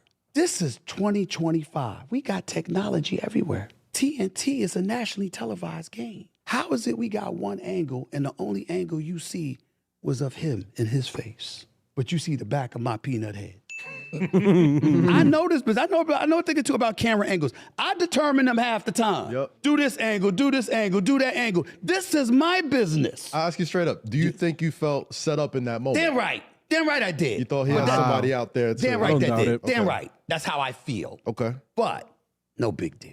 No problem. Because I go on the air the next day and I'm like, that's a dad reacting to his son. Happens on a Thursday. That's a Friday. That's Saturday. By the way, this is the Richard Carmelo Jefferson Anthony is podcast. doing He's it saying this in to Carmelo Boston. Anthony. Who is Still LeBron's my best friend. One of LeBron's best friends. ESPN. No, like his We best friend. see He's like uncle to the kids. LeBron say to him, yo, man, when he said, as a father, I had it. So I'm thinking, oh, that's not about Bronny. That's about you. Okay, let's talk about you as a father from this perspective. Oh, he ends up getting drafted by the Los Angeles Lakers. Congratulations, no problem. Oh, he ends up being there opening night, that father-son moment with Ken Griffey Jr. and Sr. in attendance. I was there at the game, standing up, clapping, no problem. It became a problem when this brother was in the G League, and then the next day, J.J. Redick decides to bring him in the first quarter and ask him to guard Tyrese Maxey. If you could literally feel or see somebody drooling at the mouth, give me the ball. That was Tyrese Maxey. It was a nightmare. And I'm like, you can't do that to him. But you also can't do that to us. We're the media. So, this is crazy. Part of me feels like, though, specifically with the Russell Westbrook situation, where it's like, hold up. How many players in the league feel this way about LeBron? And if they really feel this way about LeBron and haven't addressed it with him yet, and maybe they're trying to take advantage now because like LeBron's retiring soon, you're a bunch of pussies. Bunch of pussies, bro. Nah, you can't say that. Bunch Vic. of pussies. You can't say that, Vic. Bunch of pussies because what has LeBron James? Even Stephen A. here says, Stephen A. Smith said if it was up to LeBron, like I wouldn't be in the position I'm at. Like basically alluding to LeBron James trying to have Stephen A. Smith not even have his job, like lose his job. But has LeBron been able to do this with anybody? I don't think he has. But if there was a actual example, then it's like, okay, we're scared for that reason. Like LeBron might have, et cetera. But there's no example unless what you're gonna bring up, what the trade stuff, like this whole forcing people out the teams. I'm gonna bring you up all the coaches that have been fired, and I promise you, it's because LeBron James decided they were gonna get fired. People get fired and people get hired because LeBron James chooses to. You end up on a team because LeBron James chooses to. Clutch Sports, which is Rich Paul's management company that LeBron James is under. They're the Rock Nation of sports. Yes. Yo, Clutch Sports. No, legit. Like the league, there is a running conspiracy that Clutch Sports is trying to create a league that will undermine the NBA. They're trying to create an international league. And Rich Paul's always like alluded to this. This is something he's always wanted to do, but he couldn't because if he did that while LeBron's in the league, then it looks bad. And LeBron, I don't think LeBron's the mastermind of his career. Obviously, when it comes to the skill of basketball, yes. But with all the business, it's been Rich Paul. Rich Paul is a genius. Yeah. Rich Paul has been behind everything. I think the league does not like Rich Paul. The league deliberately tries to undermine players signed under Rich Paul. I truly believe that LeBron James has had a significant influence in the league. I don't think anyone's ever spoken about it because no one wants to deal with the power that him and Rich Paul have in the league. I think they're retiring. I think he's retiring now. Rich Paul doesn't seem to be interested in the NBA as much as he used to. It seems to be he's trying to actually start this international league. I could see a world where niggas is like, I can finally tell you what I really feel about this nigga. It's the same way with Jordan. Niggas got honest about Jordan once he retired. That's when we started hearing the shit about the gambling, like full force. That's when we started hearing. That's why Jordan retired. Is because he had gambling problems in Vegas and he had to pay off the mob. The issues with alcoholism. We didn't get to truly see what Jordan was until the doc. And we were watching him like bully his teammates. Like, we need to understand this is a business at the end of the day. You're workers in this business. You gonna go, if you are working at a job, you gonna come at the CEO? You gonna come at the number one nigga? You gonna come at the top nigga in your industry who has all these connections, all these deals with Nike and China? You gonna come for him? No, you're gonna sit down, shut the fuck up and deal with whatever comes with this shit. But my thing is this, right?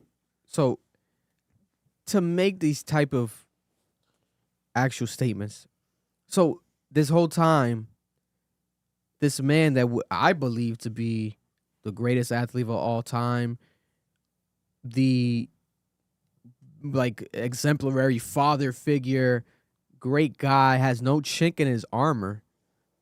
There's something wrong with this him. whole time. There's a bunch of shit happening. Like he's been lying for what? The actual idea of what, like the image? Like I don't know. Like I don't see him, and I don't see. It is part of the image, though. Yeah, but you have to be a maniac to literally say, "Hey, I'm gonna call your team. You go send someone to buy the autobiography of Malcolm X, and like you plan on carrying it to an interview, putting it on your lap, purposely having the interviewers and the people, the press, you know that they're gonna ask you about it, and you're gonna be like, oh, yeah, blah, blah, blah. And you don't just for the look." That's maniac level. That's crazy. He doesn't need that. He doesn't need that. That's someone that will work for like Saweetie, someone that needs that brand like change. LeBron James doesn't. I think he really read the book. How old was LeBron James when he got on SportsCenter? I mean, on Sports Illustrated when he went the front cover. How old was he? Do you remember? What, like 16, 15? 16 for the Irish team, the basketball team. Yeah, his high school team. LeBron James has been the biggest athlete on the planet since he was like 16. This nigga's in WWE. He's on the sideline when he was like 18, bro, at a game. This nigga got GTA early, San Andreas. There's photos of this nigga carrying around the PS2, bro. Niggas forget how long LeBron has mattered. There's a reason why he has tatted on his back or his chest, the chosen one. He was deemed the chosen one since he was a kid. This nigga has always been media trained. Since he was a kid, he never got the chance to be a real person. He never got the chance to be an adult. Everything has been media trained. Everything has been strategical. Everything has had a purpose. He got I think him and Rich Paul are like childhood friends. Like they grew up together, some shit like that. Like everything has been calculated. Bro, I'm telling you, this nigga has never been given the opportunity to be a person, so he's a sociopath. Like he grew up in a media trained environment. He doesn't know how to be normal. I truly believe that, Vic. I think everything he does is because he is media trained and everything is for perception and looks. That's not a crazy take for a nigga that grew up his whole life in front of a camera. But I feel like it's a case where I think he's just so good at what he's done, and you reach this level of success that now you're at the tail end where you're retiring, where it's like people have showed you love your whole life. Now people are just gonna shit on you because I don't think it's much bravery and like much of a like oh my God, Russell Westbrook, you did a good job by saying how it is. No, what if you felt like it was fake like that and that much, like call that shit out, go speak to him, like yo, what was that about? Like you're his teammate. Isn't it fake for Russell Westbrook to like now come out and talk about this and never address it to the team at all? Or like now he wants We to don't know if they did. Well, he clearly didn't. They had multiple meetings. This is my thing. I think there's a misconception on the people we glorify. I think we put people on pedestals they don't belong on. And I think LeBron James is one of those people that if you actually saw inside his closet, you see he has mad issues and he's not this perfect person. I'll give you another great example of an idol, an athletic idol that is a sociopath. Tom Brady. Tom Brady is considered polished, perfect family man. Tom Brady worked in secrecy to cheat. The whole deflating shit. Like it was a whole thing. There were multiple reports how he's like going to like bars in Boston and dropping off money to the people who are helping him deflate the balls. Because he's obsessed with winning. But here's the thing, Vic. Recently, he got called out because he's one of the owners of the Raiders. But he's also on the broadcasting booth. And I believe he was broadcasting during the Raiders game. And people are like, this is a conflict of interest. You're being able to see people's games. You're one of the owners. You're able to see the play. Like, this is wrong. Like, you shouldn't be able to have these privileges and these benefits. You're an owner, but you're also a broadcaster. There's a conflict here. This nigga had the nerve to release this statement saying, I live by the Patriot way. And the Patriot way is living by integrity and not cheating. He sounded like a sociopath in the letter, and he's lying. The Patriot way was never integrity. Them niggas was cheating. Them niggas was stealing signs. They had niggas going to games and stealing signs. But he's a sociopath. He's lived his life in front of a camera. He's media trained. He's a narcissist. You really don't think LeBron James is a media trained narcissist? Come on, Vic. It's consistent with these people. They sit on top of the world. They're narcissists. But to the extent of lying, like you have a autobiography book on your lap, and that's like a planted thing. I don't think so. Vic, the police were investigating Tom Brady, and he's still saying he never cheated and he had integrity. Come on, Vic. These niggas are liars. They're sociopaths. I think it's different. You know what I'm saying? Like, they But grew up different lives. Tom Brady grew up a different life than LeBron James. Like, I don't think that this man, like, the stories of how he grew up, coming from Akron, his mother having nothing, and then you're gonna be this type of same person that now becomes that fake guy. Like, I don't see it happening. I don't see it happening. What if you always was fake? I'm the biggest LeBron James fan in the world. That's what it is, bro. So you're definitely not gonna get an unbiased take from me. Yo, bro. Because I think that man has never done nothing wrong in his life. I think there's a bunch of hating ass pussies now coming out and talking shit. Yo, when the LeBron docu come out, it's gonna be crazy. I will say the Bronny shit. I called him out for that because I feel like, what the fuck is going on with that? Like, why would you press his man at the game? But now Stephen A. Smith says, I think I was planted. I think it was propped up. I think it was set up. Now it's like, if you did it for that reason, to try to embarrass Stephen A., then it's like, oh shit, that's some fucked up shit.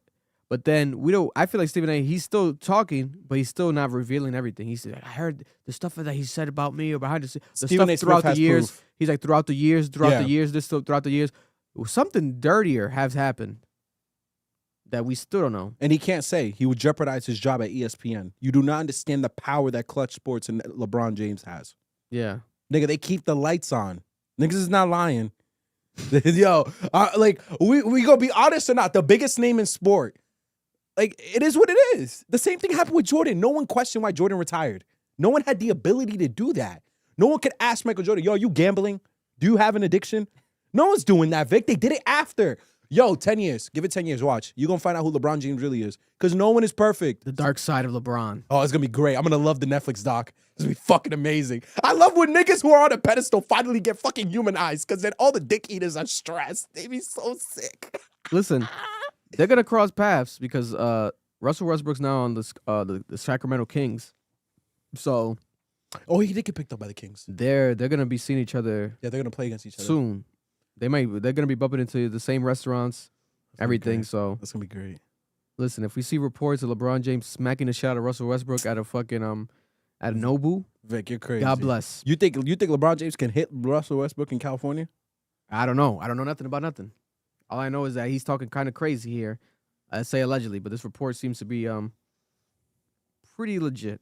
This is a clip that's going viral. Let me see. He talks about LeBron. It seemed like LeBron was gonna go, and he was sad during his time at the Lakers. Did you give him any tips on what to wear, or how to handle that?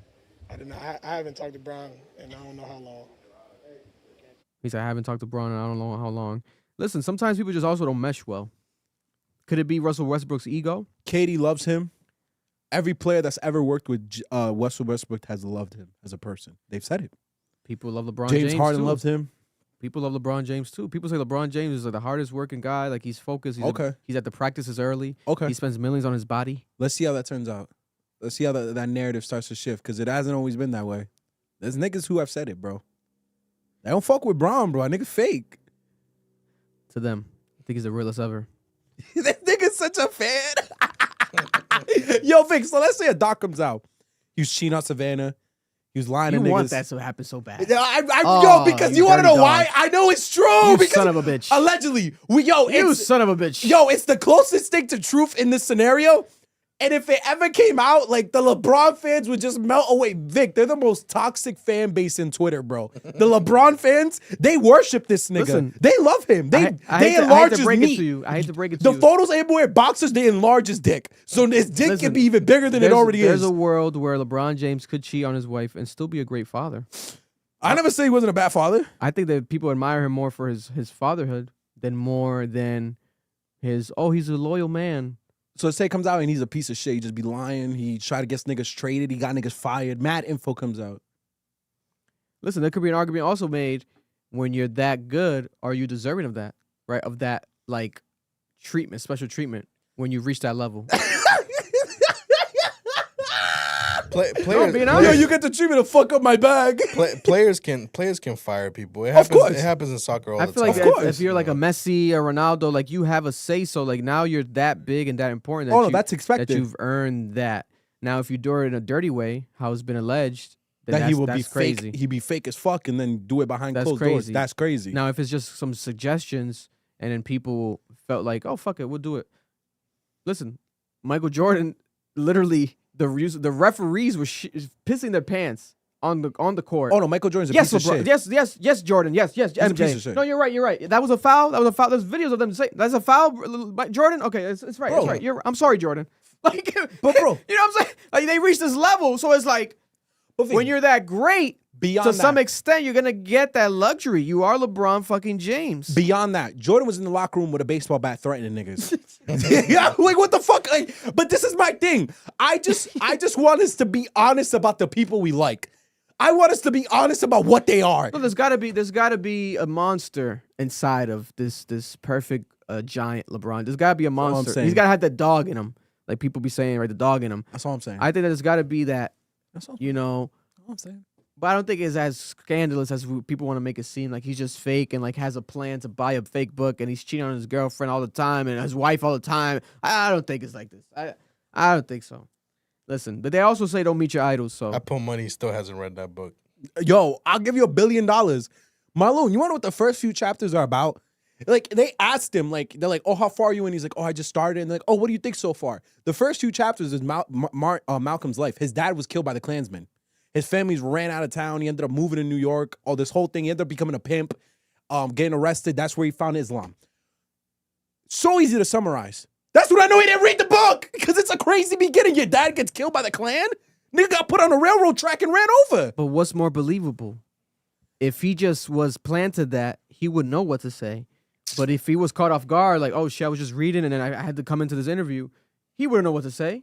He got caught off guard. Oh shit, my bad. I fuck. Because if it was PR planned, they would have the first two lines. Here you go, LeBron. Say these two sentences. They're gonna ask you about the book. Remember, they're gonna ask you about the book. I think he just forgot. Like, oh shit, I got the book on me. Like, he was in shorts, had the do-rag. Like, he wasn't like prepared. It was a quick mid-workout. He probably had some Crocs on, right? Might have one sock off. He had his shoes off. I remember. You know what I'm saying? So it's like, we gotta be honest, right? Am I caping? I might be. Throw the cape on me. You are a superhero right now. You belong on The Boys, nigga. You are crazy. This nigga's a superhero, nigga. Man. Marvel certified. Before we get to a guest that's stopping by real quick, my last main topic, and then we'll also get to Noel's topics, is the crazy major, I'm calling it the major white comedian podcaster beef currently happening, that a lot of people are not talking about it because they're not tapped into the white comedian podcaster world like I am. But I am, so I'm here to deliver this to you guys and bring it to our world here. But Joe Rogan and Andrew Schultz over the weekend went off on Mark Maron. Mark Maron recently announced that he is canceling his podcast. He's basically one of the pioneers of podcasting. It's Mark Maron, Joe Rogan, Tom Green. There's a lot of people from that era that stayed doing that podcast style of content to this day, and Mark Maron is one of them. Right, one of the founding fathers of podcasting. He's finally ended his podcast, the WTF What the Fuck podcast. His last episode, I believe he interviewed Barack Obama. But Mark Maron recently went off on Joe Rogan after he's been kind of going off on him since 2020 when Joe Rogan had Trump on. Mark Maron's been very vocal about these type of platforms misusing their influence and the actual, reach that they get when they have someone like a Trump on their podcast. This was Mark Maron's take, right? Mark Maron, again, has been going off on Joe Rogan. People have always said, like, why isn't Mark Maron kind of like friends with Joe Rogan? He went on Joe Rogan's podcast in the past years ago, but there had never been like more of a collaboration, more of a friendship. People have always seen him kind of like that. Almost, for lack of better terms, they're almost like the white Charlemagne the God and Joe Budden, like in the podcast world, where people are like, hey, there's like this beef between them, but there's similarities. Why aren't they working together? This is what they've always felt like, right? It's been the online narrative. But it's now went to a heightened level. Mark Maron recently was also on the Bad Friends podcast, my favorite comedy podcast, where Andrew Santino and Bobby Lee. On that podcast was where he was like shitting on Rogan and subbing. I felt like he was subbing Andrew Schultz as well. And then what made it more controversial was the fact that a couple weeks later, Andrew Santino from the Bad Friends podcast went on the Joe Rogan podcast. But they didn't address Mark Maron. They didn't talk about Mark Maron being on. So it's almost like, yeah, you had my op on your podcast, but then you come on my podcast and it's like, oh, we don't talk about it, etc. Joe Rogan has been pretty much quiet about Mark Maron. He hasn't said shit about him. He hasn't really addressed him. He hasn't really cared to. He has now finally unleashed the wrath on Mark Maron. Here's one clip, specifically when Andrew Schultz went on Joe Rogan's podcast and he brought up the topic. And he basically laid the plant for this man to go off, right? And he went off. Here's the clip. Better you forgive. You know what I mean? You have somebody on your pod who had someone on their pod talking shit. You're better than me. He's talking about Andrew Santino. You gotta be able to just let things go. I can't wait for Gavin Newsom to go on Bad Friends. I can't. I want to see I'm distancing myself from the Rogan Sphere tour. That's First hilarious. stop, Bad Friends. That's hilarious. I thought that was corny. Yeah. I thought it was corny. Yeah, we talked about that. I don't know. It is what it is. You're more forgiving.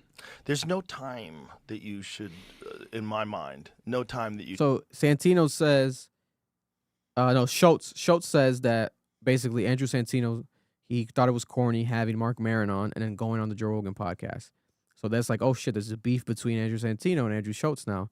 Who the fuck knew? I didn't know. What the fuck? and the two Andrews, right, are fighting. What the fuck is going on? And then we have Joe Rogan revealing, hey, I spoke to him about it. We talked about that. So they probably talked about it, obviously, behind the scenes, because on the Joe Rogan podcast episode, they never addressed it at all. They didn't address it at all. Mark Maron, it wasn't brought up. It wasn't a topic of conversation unless it was edited out. And then now, also, they continue going off on Mark Let Maron. me reflect on this. Does this make any sense? Because it doesn't make any sense because those people are doing a job outside of comedy. Exactly. Just like me. I'm doing a job outside of comedy too. But you can't even give it any credence. It's like the guy, every criticism he has, he's guilty of. Like, he's like, how dare you have presidents on the pod and have fun with them? And it's like, you had Obama before anybody. You started this. You didn't ask Obama anything about fucking drone strikes or whatever. And frankly, and I love Obama. I just want to point that out. Like, I actually really do. And I know there's probably fucked up shit that anybody in power got to do. But, like, I liked him. I love him as a statesman. I think he was the best statesman we've ever had. You just felt good. Yes. You just felt good. We felt like he's a great representative of America. 100%. That was another level. Anyway, but it's like, yeah, you did it. You did the thing. You did the exact same thing.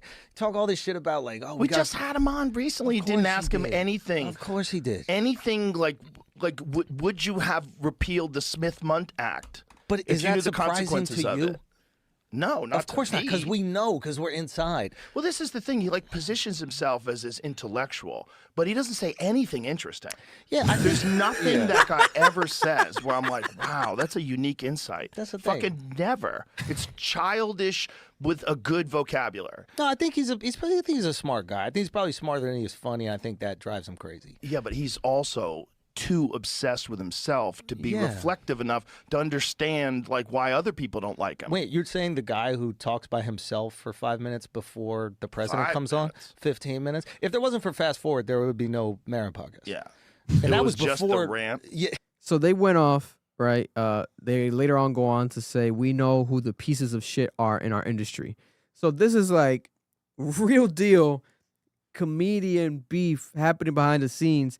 And Joe Rogan also highlights the Mark Maron joke that Mark Maron made about another podcaster. There's like multi-layers to this. Mark Maron had a viral joke about Theo Von, one of the biggest podcasters in the world. I love Theo Von. Theo Von, I guess, got very emotional and dark. And recently he kind of had that energy in the past couple months. And then Joe Rogan ties it to this joke this whole time, right? Mark Maron had this joke, and I'll play it real quick. It's a short, funny joke. I think it's hilarious. About Theo Von. Apologized. I think if Hitler were alive today, he'd probably appear on Theo Von's podcast. And Theo would be like, see, y'all did a lot of meth, right? I mean, all the Nazis were all fucked up on meth, right, Hitler? That shit'll make you crazy, dog. I did some meth once. I was up for 3 days, and then I ate a live bird. No shit, Hitler, a live bird, bro. Hey, Hitler, you probably didn't even hate the Jews. That was just the meth making you crazy, dog. Hey, Hitler.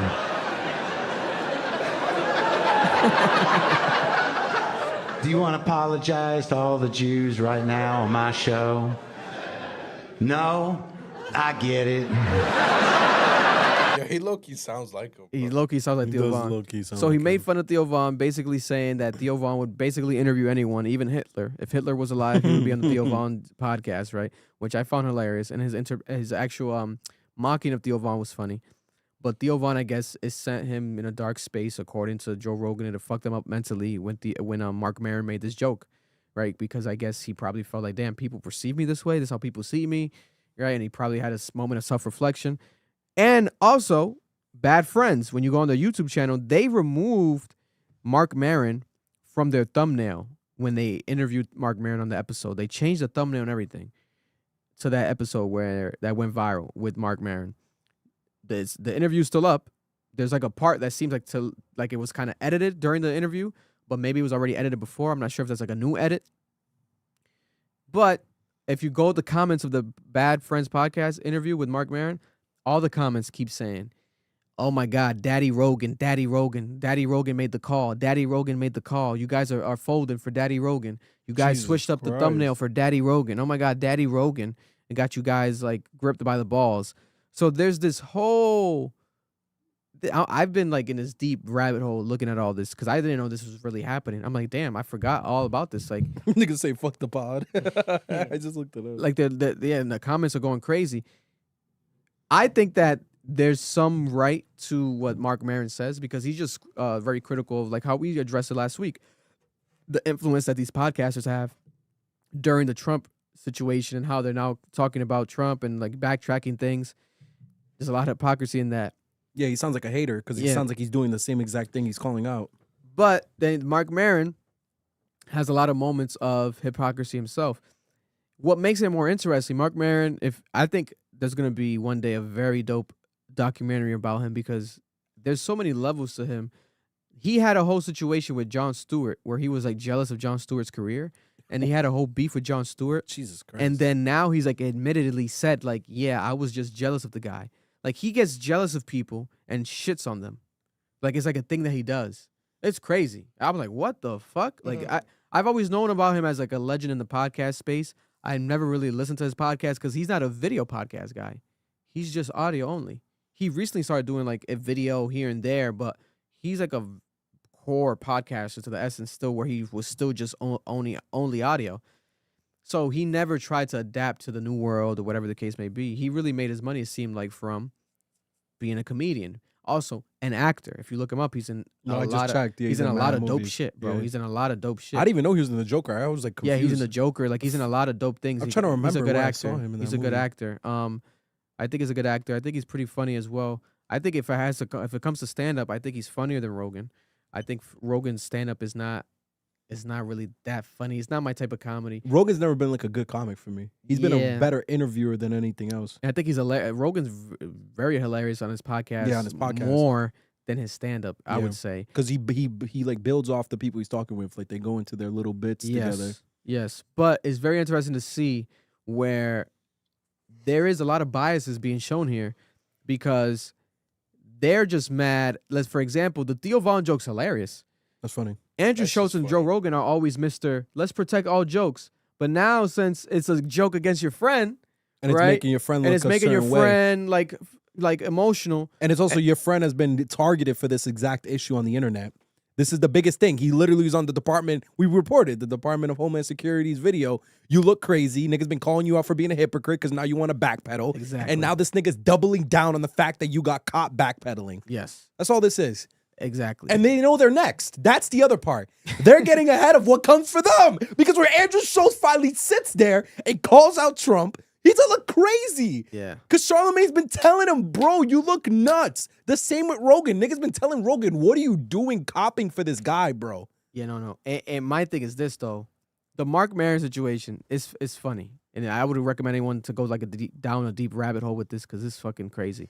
But aside from it, they know him personally, right? So maybe there is like some personal shit because there clearly is personal shit behind the scenes where without a doubt, like shit might have happened at these comedy shows, etc. Like, because they are like Rogan's been quiet for a while, but he's now finally because he's going to church though. Yeah, well, he's religious. Rogan? You haven't seen the thing that he's religious now. He has some guy on the pod, a big Christian theorist, I think it was, and since then he's been going to church. Oh, I didn't know. It was all over the news that like he's been attending mass. I think he goes to Catholic church. I might be wrong. Wow. But he goes to church. That's been a whole thing. That's why I thought he stopped posting was because he was going to church. Listen, I would just recommend you guys to go watch this shit because this shit's hilarious, man. And it is interesting, right? Rogan might be like how we were saying about LeBron, where he does have power. Because they changed the thumbnail. Mm-hmm. I'm surprised at that point. Just delete the fucking episode. Like if you guys want to change the thumbnail, like they were like look at the I know I looked it up. The difference. Like it's like he's on the thumbnail, Mark Maron, and then they remove him completely. And then you watch the podcast. The whole podcast is Mark Maron. They're interviewing him the whole podcast. So it's this clearly like, hey, Santino's like, yo, I'm your friend. I'll remove him from the thumbnail. But why? Just delete the interview. My thing is Rogan and Schultz. What are you gonna do when the rooster comes to roost? A crow, whatever the saying is. What the fuck is? I know what you mean, but I forgot the phrase. When the rooster comes to something, you know what I'm saying. When the cock comes to cadoodling, I don't know. What are you gonna do? Because they're up next. The jokes are gonna come for them too. Because what he's talking about, they're also victims of. I can see a Dave Chappelle. I can see a future Dave Chappelle Chappelle doing this to them. Bit. The same way Mark Maron made fun of Theo Vaughn, Dave Chappelle makes fun of Rogan and Schultz. And already he wasn't really fucking with Schultz too much, Chappelle, in the past. Like he was calling Chappelle what Andrew Schultz did during the COVID. He was like, oh, slideshow comedy.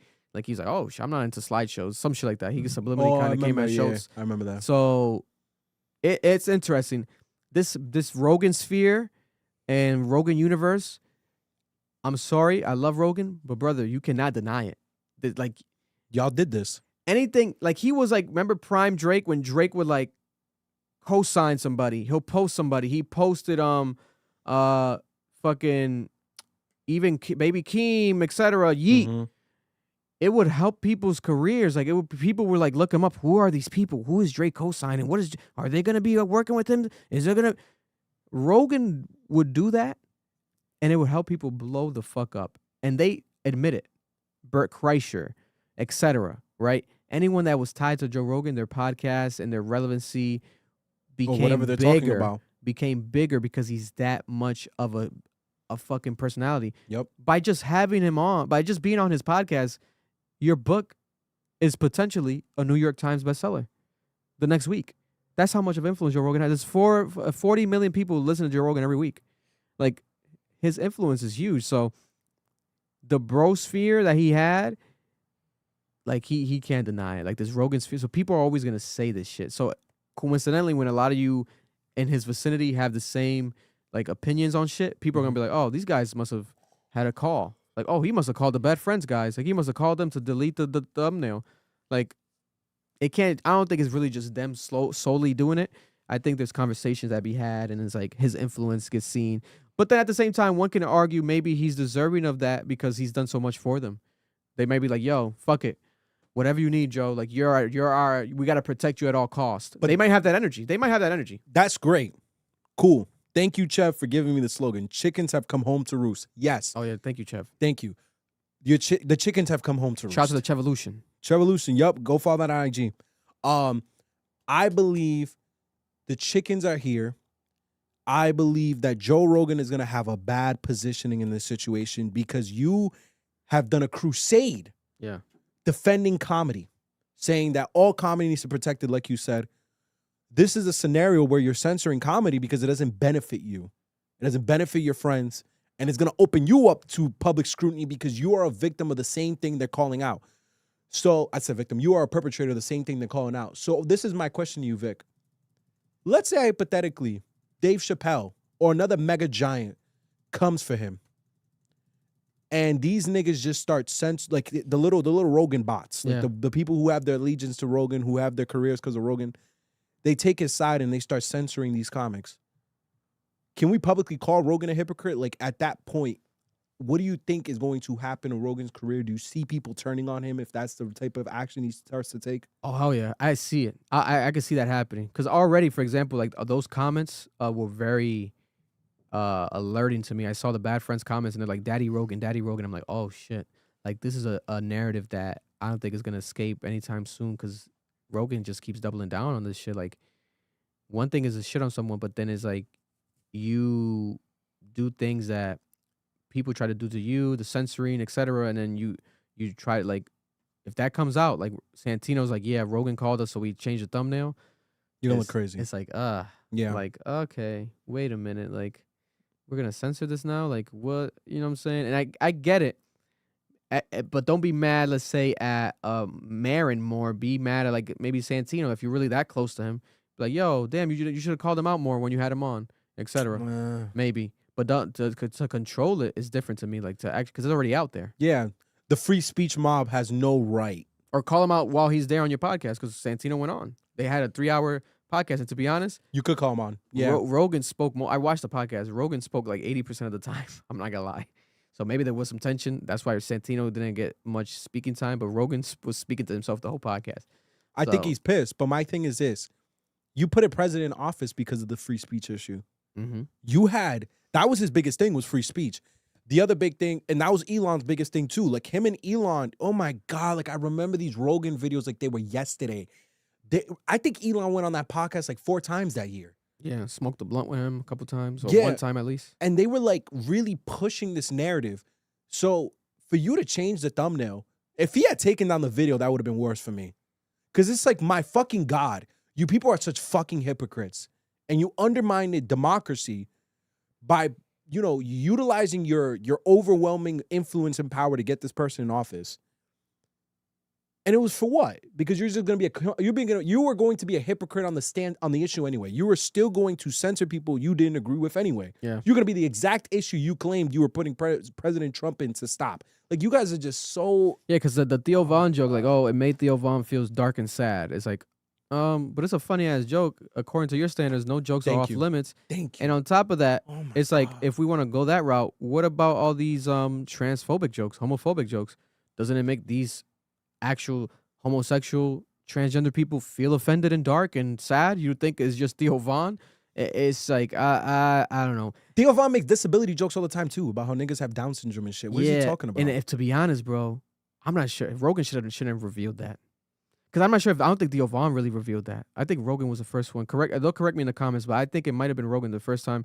Like, I don't think Theo Von... I haven't seen Theo Von say anything about said specifically, like, yo, this guy's joke fucked me up. Like, Rogan saying that, I'm like, damn. That looks stupid. You should have not said that then. Because now you're going to look hypocritical this whole time. But you're going to look crazy. Deep dive whenever you guys get the chance. And there's plenty of videos. There's a guy actually from Rhode Island. I forgot his YouTube channel. I think it's like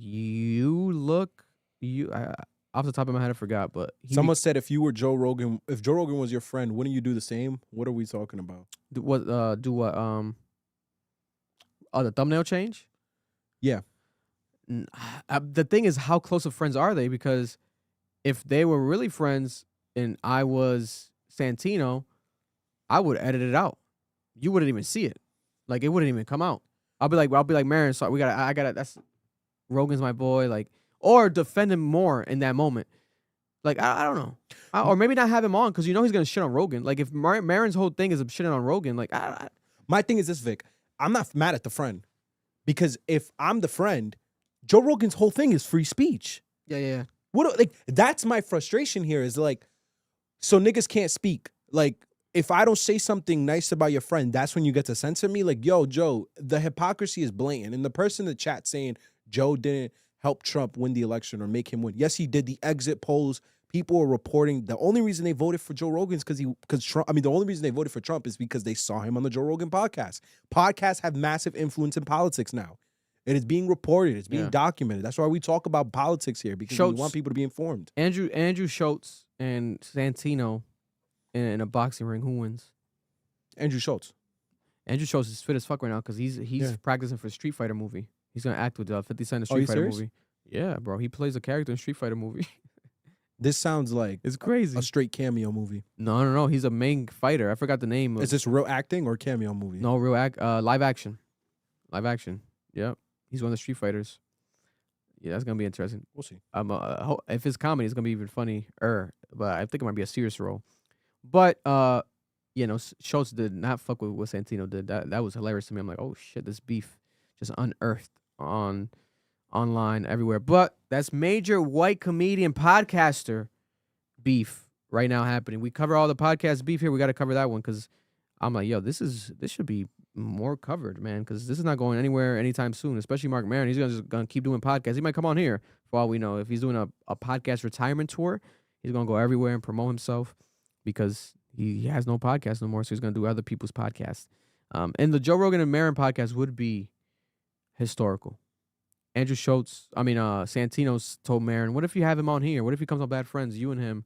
Like Bobby Lee was like, yeah, let's make it happen. Like, what if you guys have interview, come on here, blah, blah, blah. We'll see what happens with that, but that would be a shouty match, especially right now. If they do it, have to be like right now during the Trump hypocrisy being called out. That's when they would have to.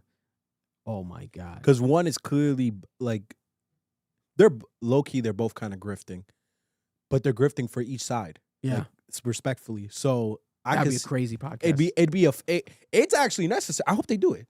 That'd be fun to see because Mayor's become the face of that. Like. And he was doing this, calling people out in the podcast world for years. But like I said, he's not in the video world, so he's not like mainstream. But if you know, you know. Like, he's still respected because he's been one of the pioneers. But he's one of the first people to call out Joe and shit. Not just now, like a lot of people are doing. He's been doing that shit the day the guy went on, the day Trump went on. Like he was talking about it. So it's You know what? This is that'd funny be interesting. because the guy who first interviewed Obama. You know how you reported last week that he did the last interview with Obama? Yeah, that's him. Mark Maron. Oh, that's him? That's the same guy. Oh, yo. That's Mark Maron. They were frying him on Twitter. Yeah. Oh, my God, Vic, because I thought it was someone else. Vic, they were frying Mark him. Maron. Because Obama was giving answers, and niggas on the internet are like, shut the fuck up. That's not true. Yeah, that was Mark Maron. Bro, because there were things that Obama was saying that I'm like, I know this isn't true. I remember learning this in class. Like, you are lying out of your ass. Some things were true. Like, he tried to pass universal basic health care. It didn't work. But that's what people were shitting on Maron because they were like, yo, you're calling out Rogan, but hold up. You're humanizing Obama on this podcast. Why are you not shitting on Obama? You should have. But I think he's not going to because this is his last podcast. So, you know what I'm saying? I think that's what it is, bro. He was trying to, and I think he's actually friends with Obama because he's interviewed him in the past. I think they're actual friends, like real life friends. My thing is, bro, you don't get the right to call out Joe Rogan and Andrew Schultz about hypocrisy again. Yeah, because you're calling them out about them platforming Trump and helping him win the election. But bro, you're humanizing Obama, who's a war criminal. Like it's not like, you know, we call every U.S. president a war criminal. No, Obama's a war criminal, bro. Like Trump is bombing niggas in Venezuela right now and Colombia using drones because Obama set the president. He did it first. Like he was killing mad civilians. This shit is so mind blowing to me, bro. And he just let him sit there and say this shit. Oh my God, he's a hypocrite. What's wrong with him? You know, that's sick. I would love to see that argument. I think that podcast would be the podcast, to be honest. Like Cat Williams, etc. Like those are epic, but this would be that would be an epic moment. Oh, especially if you're like deep in the podcast universe, like you understand how that shit would be insane.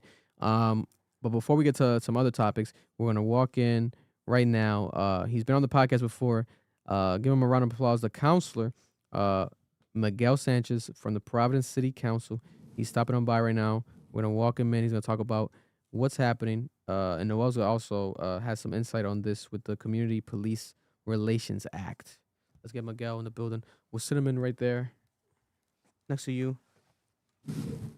Is that mic on, Mar? I already plugged it in. Okay. All right, let's have him walk. You gotta widen his thing. Okay. How you doing, bro? What's good, G?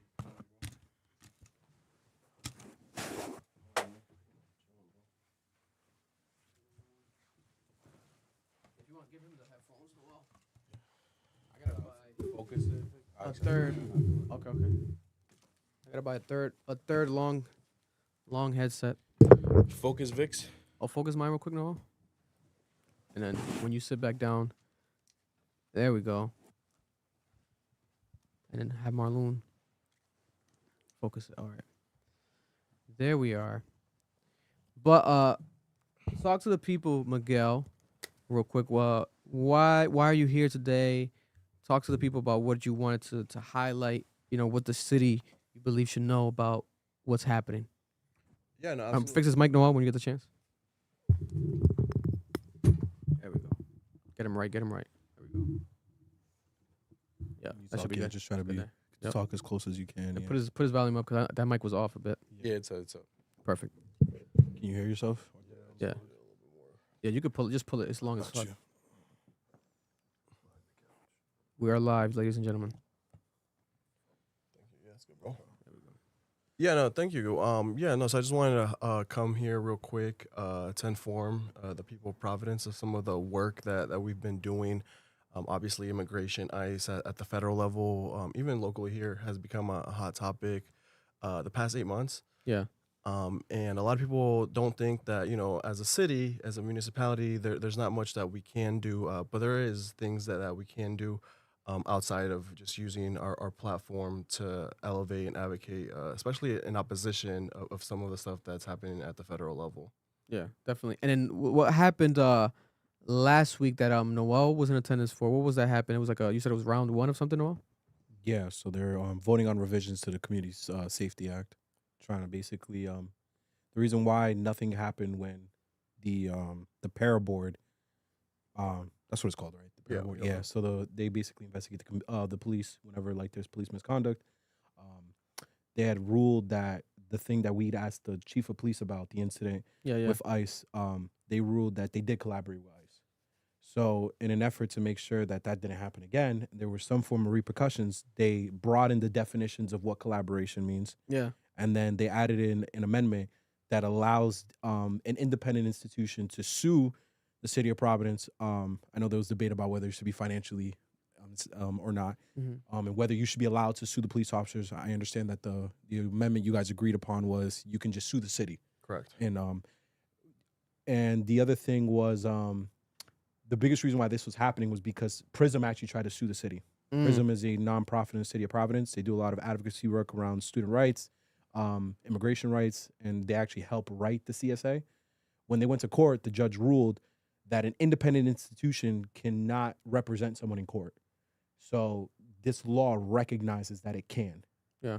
So now, if someone was to get deported and they can't sue on behalf of themselves because they got deported, someone like Prism can come in and sue them. Yeah.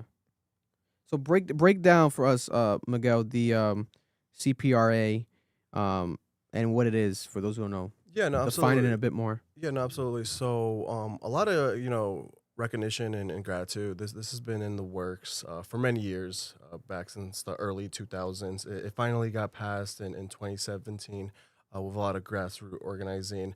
And what this does is essentially in a written out document in a city ordinance. Yeah. It really states the community and police and what kind of interactions are just.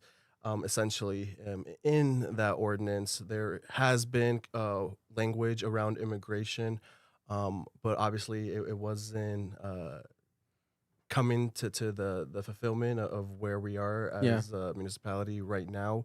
And this kind of definitely details, outlines more specific requirements that the city residents expect from the Providence Police Department, and also more importantly, it has some type of accountability mechanism. Because Councilor Roy has actually introduced these amendments back in February. That was obviously a couple days or weeks into the current federal administration. The city's legal department had some questions.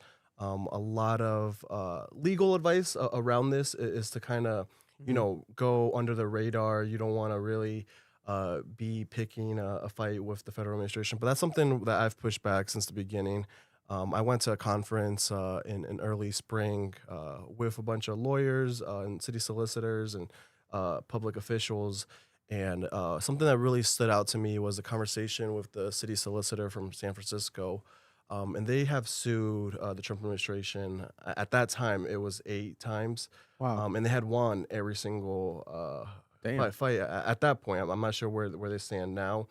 But that really kind of, validated, I'm not a lawyer by trade, so we definitely rely on a lot of legal opinions coming from the city administration.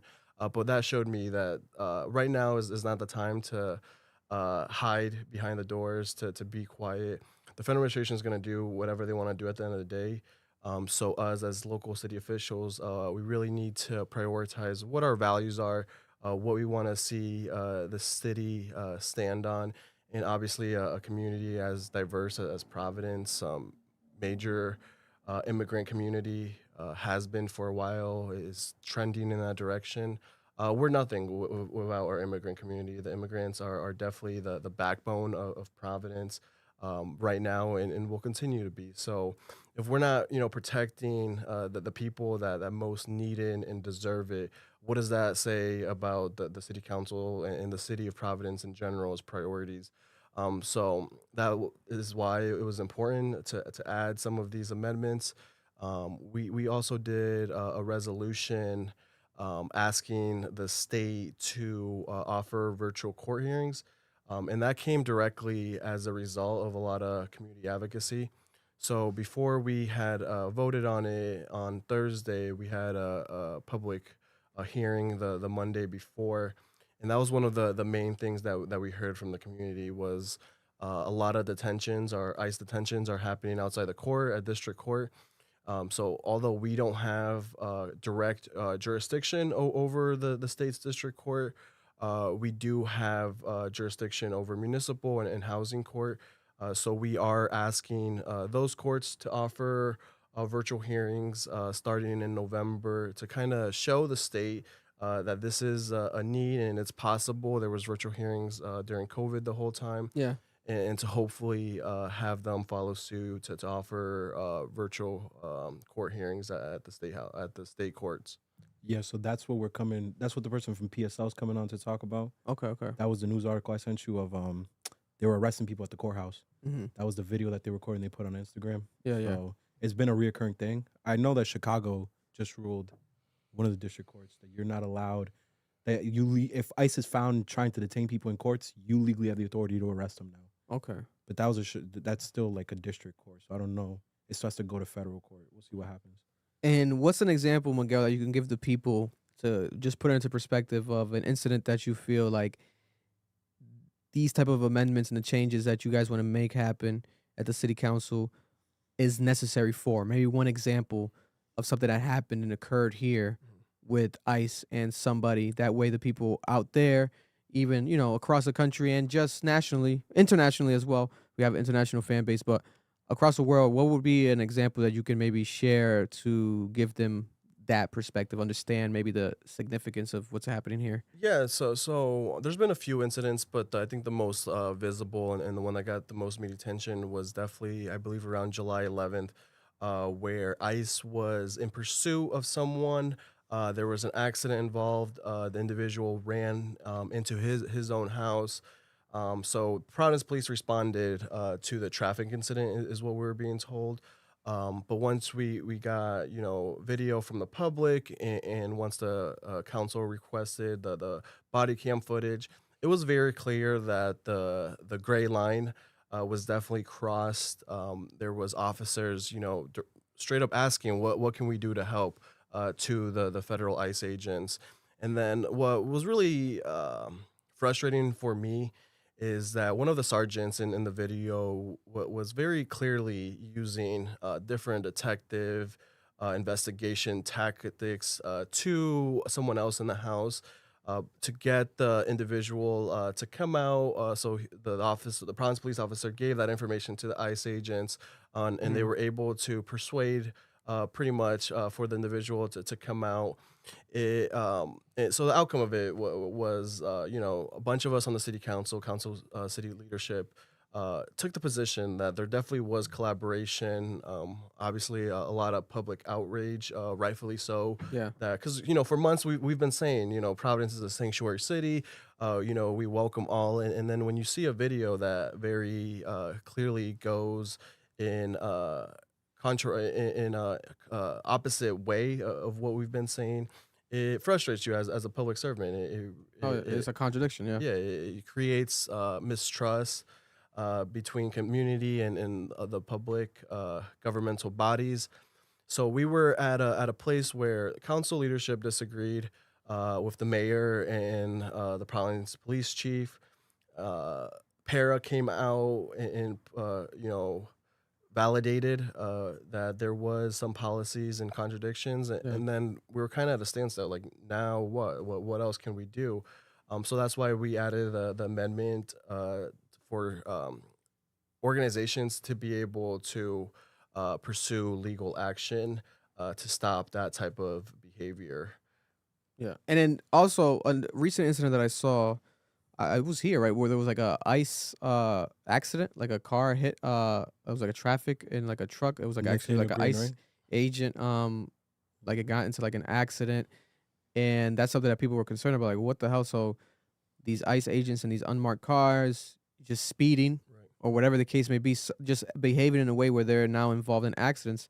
What's your experience with this, or your knowledge of this type of stuff happening locally? Yeah, so I mean that's the really scary part of all this. ICE doesn't give anyone a heads up. They don't give local city officials or the local police department even, and that's something I want to be fully transparent about. Is they come in, do their operations, and try to get out as quick as possible. Because this is an important part to highlight. There has been a strong community support ran by PSL, Amor, ONA. where they have a hotline and then real time a bunch of community are able to respond to a ICE sighting or incident, and ICE doesn't want that. They want to get in and leave as quick as possible because they know, especially here in the city of Providence, people care and people don't want them here, and they're going to do whatever they can to protect the people of Providence. So in that incident, an unmarked vehicle, from my understanding, had its lights on, but did not have the sirens on, and they ran a red light. Someone else that had the green light, a completely, separate civilian that was just going to work or school or whatever, T-boned that ICE vehicle. And that's the scary part. crazy. Is right by a school. Thank God there wasn't any students or a crossing guard at that intersection at that time. It could have been a very more tragedy situation on our hands.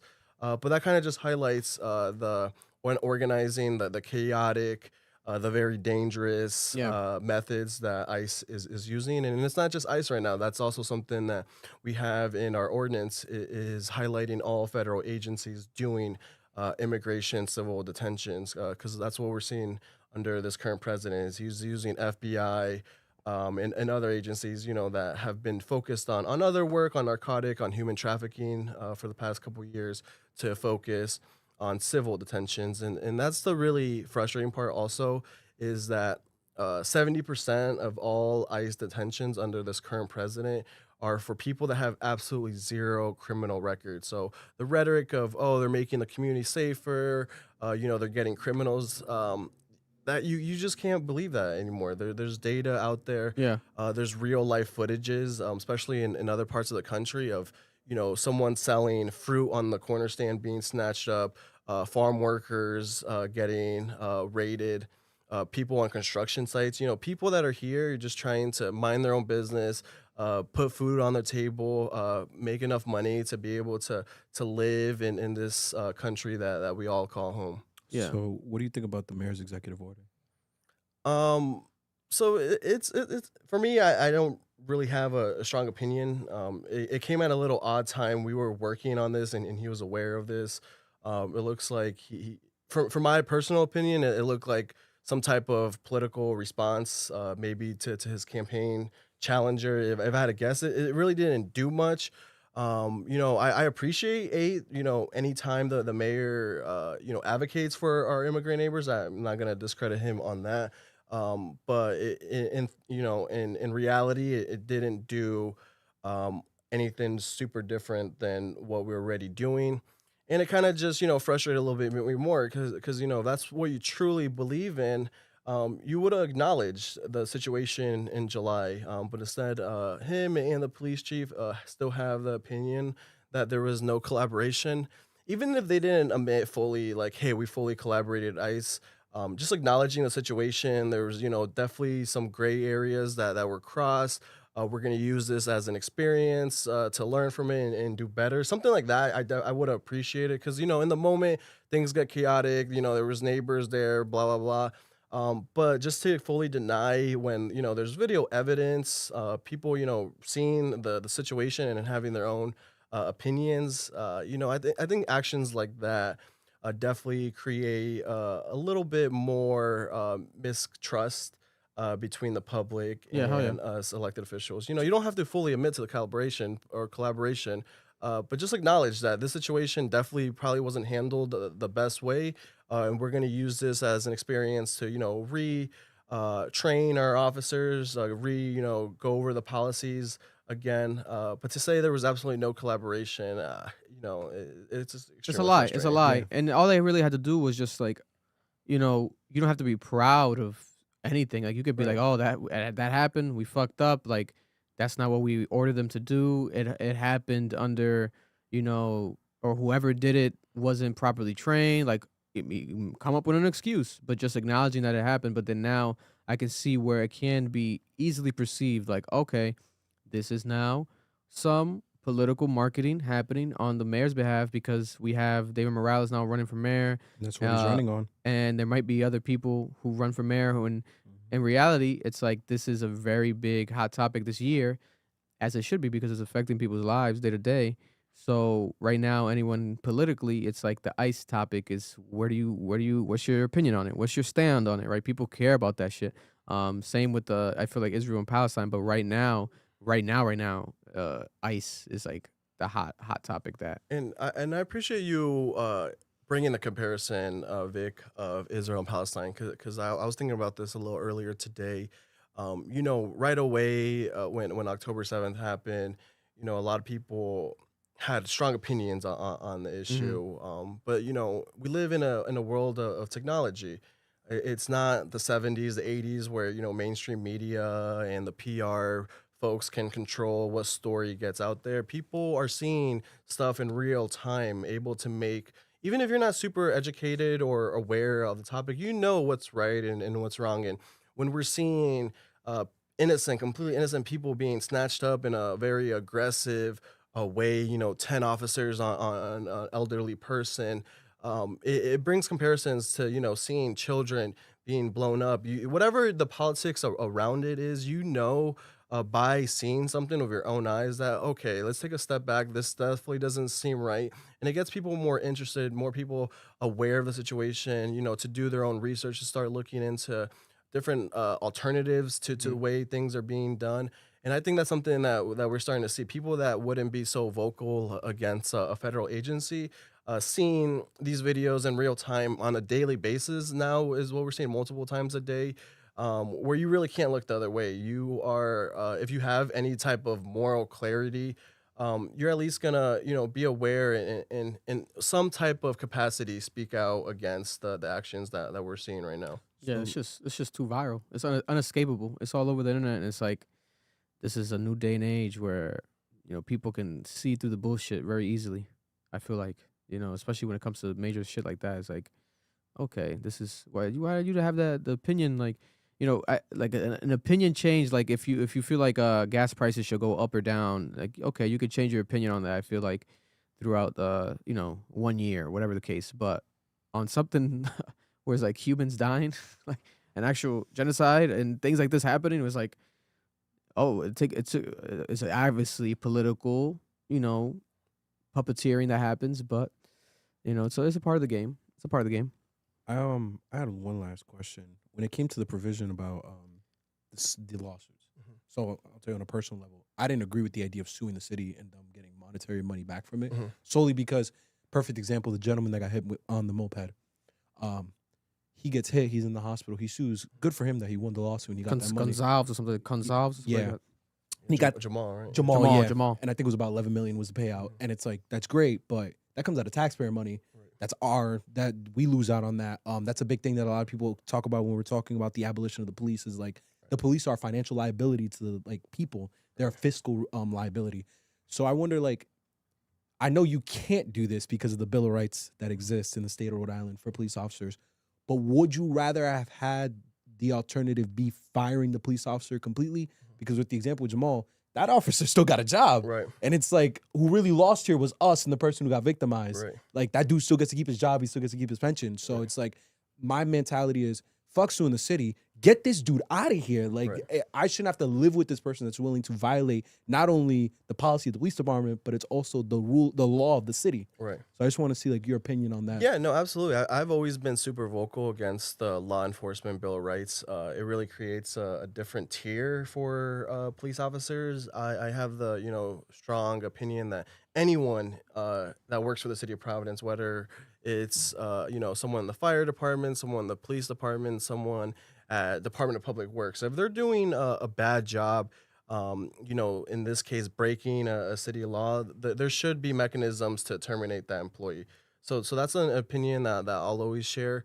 But specifically to police officers, it's wild that they have a separate legal judicial process that they go through when they're gonna get terminated.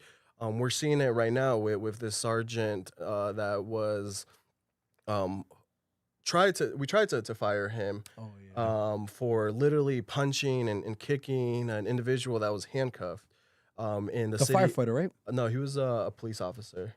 No, he was kicking a firefighter, wasn't it? The black dude? Yeah, I don't know if he was a firefighter or not.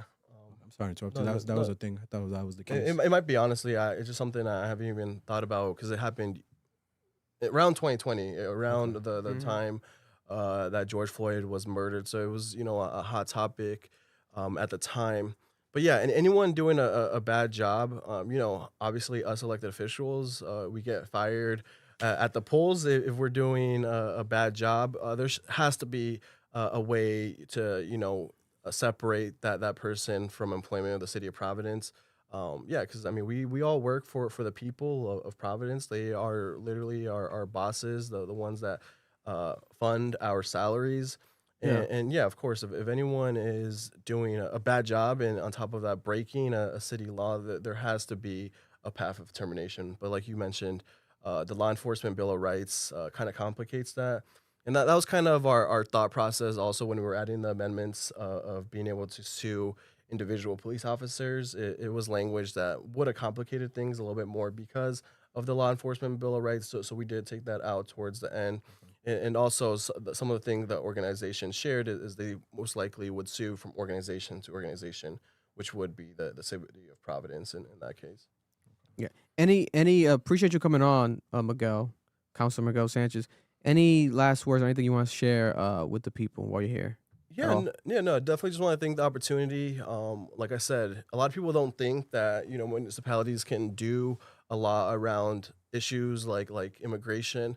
And even though we don't have legal jurisdiction over federal immigration laws, there's certainly things that we can do in our municipalities to protect our community as a whole. Because at the end of the day, we have the strong belief that ordinances like this make the city of Providence a safer, welcoming city for all. So definitely advocate, to your city councilors. This did pass unanimously by the 13 folks that were there. We're going to vote on it again the first week in November.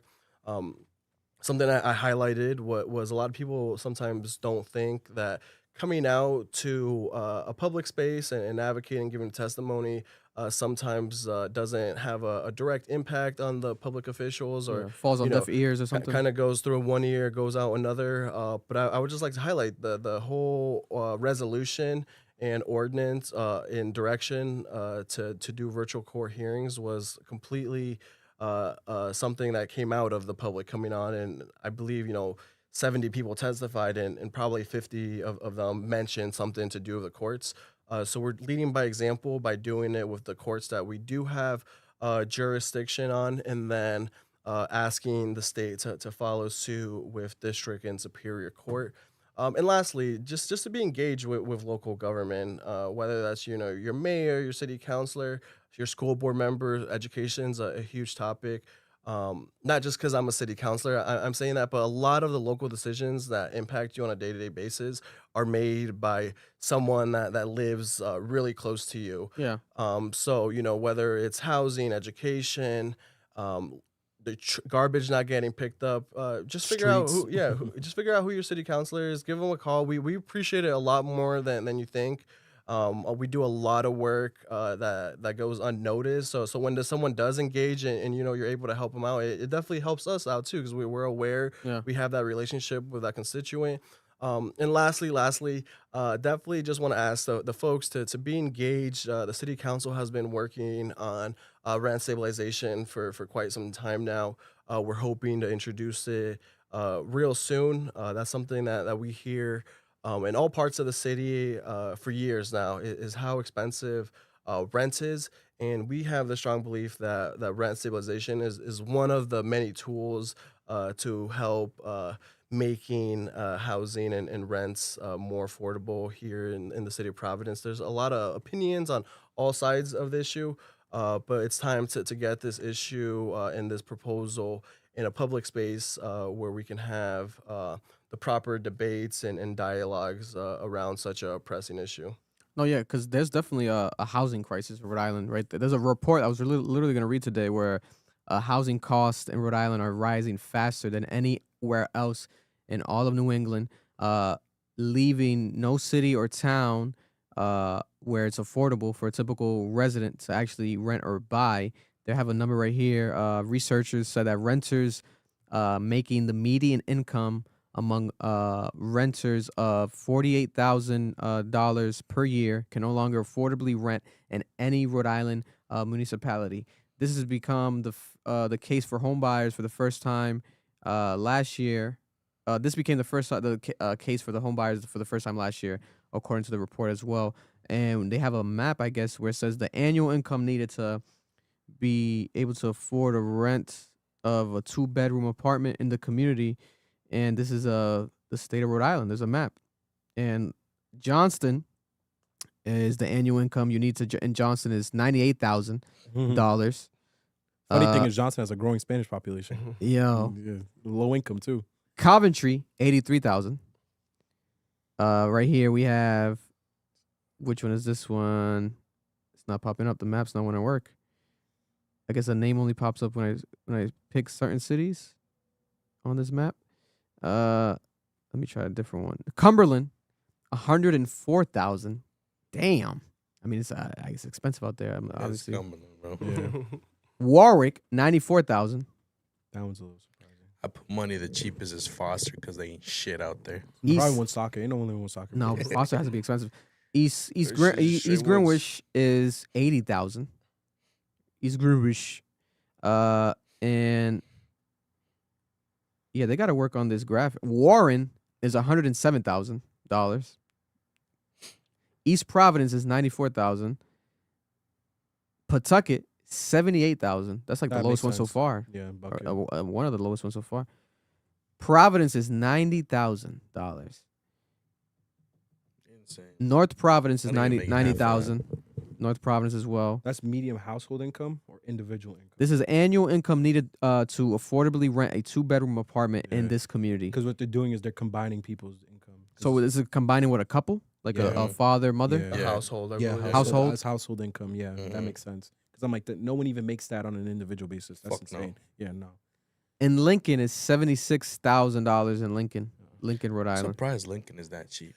I'll tell you North this, though. Smithfield, $100,000. This goes back to Miguel's point and why you need to care about local government. A big reason why those like costs are increasing is because electricity, utility bills are going up. And, like no one talks about like how Rhode Island Energy claims to always reduce the rate back. They only do it to a certain amount. I feel like anytime they reduce the actual rate for gas or electricity, they kind of just make up for it in the delivery rate. That's something that I've been hearing a lot. Is my delivery rate is way more than the actual utilities I'm using, and that's something they can kind of behind hide behind a shield. Yeah, I've heard from state reps. That's one of the ways, and what they also do is like they'll raise the rate and then they'll bring it down, but they're like trimming at the system. Right. So like it'll go up just a bit, like it's piling up over the years. And what renters do is they just shift the cost onto you. Like that burden is being put on you, and we're about to have the coldest winter in like years. Right. No. So it seems like by looking at this map, the most affordable rent for a 2-bedroom apartment in Rhode Island would happen to be, for you to afford it with the annual income for the median household income.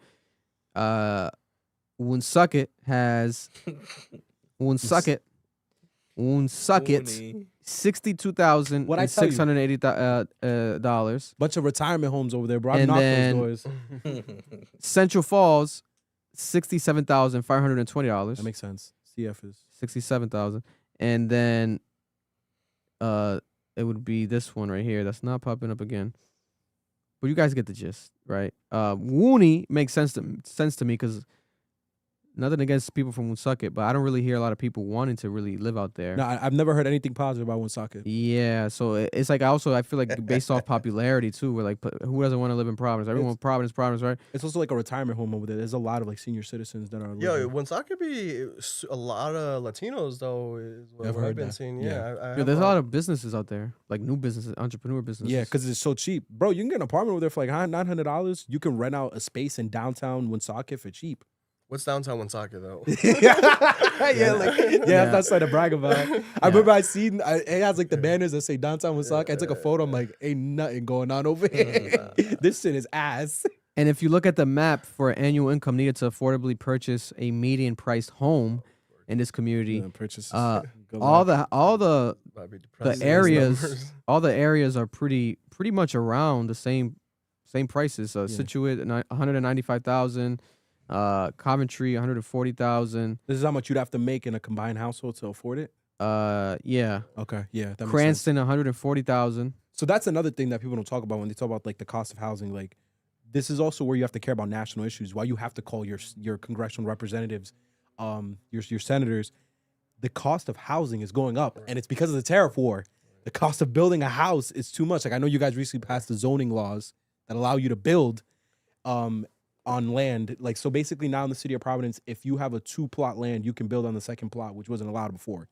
That's why you see all of these fucking people selling their fucking backyards and yes, shit. because they're literally, yeah, because they did that, which I thank you. But at the end of the day, Providence has a density population is like situation where it can only grow to a certain point. And even if we were to grow, it's still going to cost a lot because of the fucking tariff war. So you have to care about local government, and you're seeing it reflected in the fact that you can't buy a house. No one can afford a house at our age. Everyone talks about that fact. That's always been like the really frustrating thing about any housing development. What I've come to terms with is, you know, there's always going to be some type of opposition. No matter if you build a single family home or a 25 plus unit apartment building, there's always going to come some opposition to it. So that's where you really kind of have to balance like the needs. And obviously there's a huge need for affordable housing. So we're definitely trying to do our best. But some of these other cities and towns, I mean, they really, as you know, as just a Providence resident, you know, take my city councilor hat off for a sec. As a Providence resident, as a Rhode Island resident, we really need every city and town to really develop as much as possible. They were trying to develop here in Johnston a workforce housing development, 100 plus unit development over here, and the amount of outrage, and I'm sure you guys highlighted some of the comments that were made by some of the planning officials. Trying to compare it to Chad Brown, extremely, you know, racist and disrespectful. But take all of that noise away. You don't have housing for the people that are firefighters in your community, that are teachers. That wasn't even low income housing. That was 80%, 100% AMI, which today's numbers, it's your average Joe. You know, someone that has a $50,000 to $75,000 salary. You know, a professional, quote unquote. Just trying to get by. So adding the cost of housing, the cost of foods, the cost of utilities. People are really struggling these days. And you know, there's always some type of avenue that folks can get involved, get plugged in and to advocate. And for me, that's obviously where I highlight, you know, local government. There is a place where that advocacy is needed. And I also like say this. I remember in 2016, this was a big issue. According to HUD law, I forgot the percentage, but I believe 20% of affordable, like the affordable housing has to be spread out between a certain percentage amount, and it needs to be shared like evenly and equitably. This was under HUD law. Rhode Island did not satisfy that at all. Majority of affordable housing was concentrated in 3 cities: Providence, Pawtucket, and Central Falls. I think were the 3. And I remember they were trying to pass legislation to like push for affordable housing in these areas. And this is the problem. This is why you got to care about local politics. These white people in Scituate and Warren, they are killing these bills. No one is talking about it because it's not sexy. But the reason why, like Miguel said, there is no affordable housing is because they're not developing, because they're killing it. They're fighting it because that is going to create black flight. You're going to see black and brown people moving into these neighborhoods, and that's not what they want. So they're trying to dead every single bill they can get that has to do with forcing them to build affordable housing in the richer neighborhoods like Barrington, Warren. Even when it comes to RIPTA, legally right now, RIPTA breaks the law because you can't you don't have accessibility on RIPTA.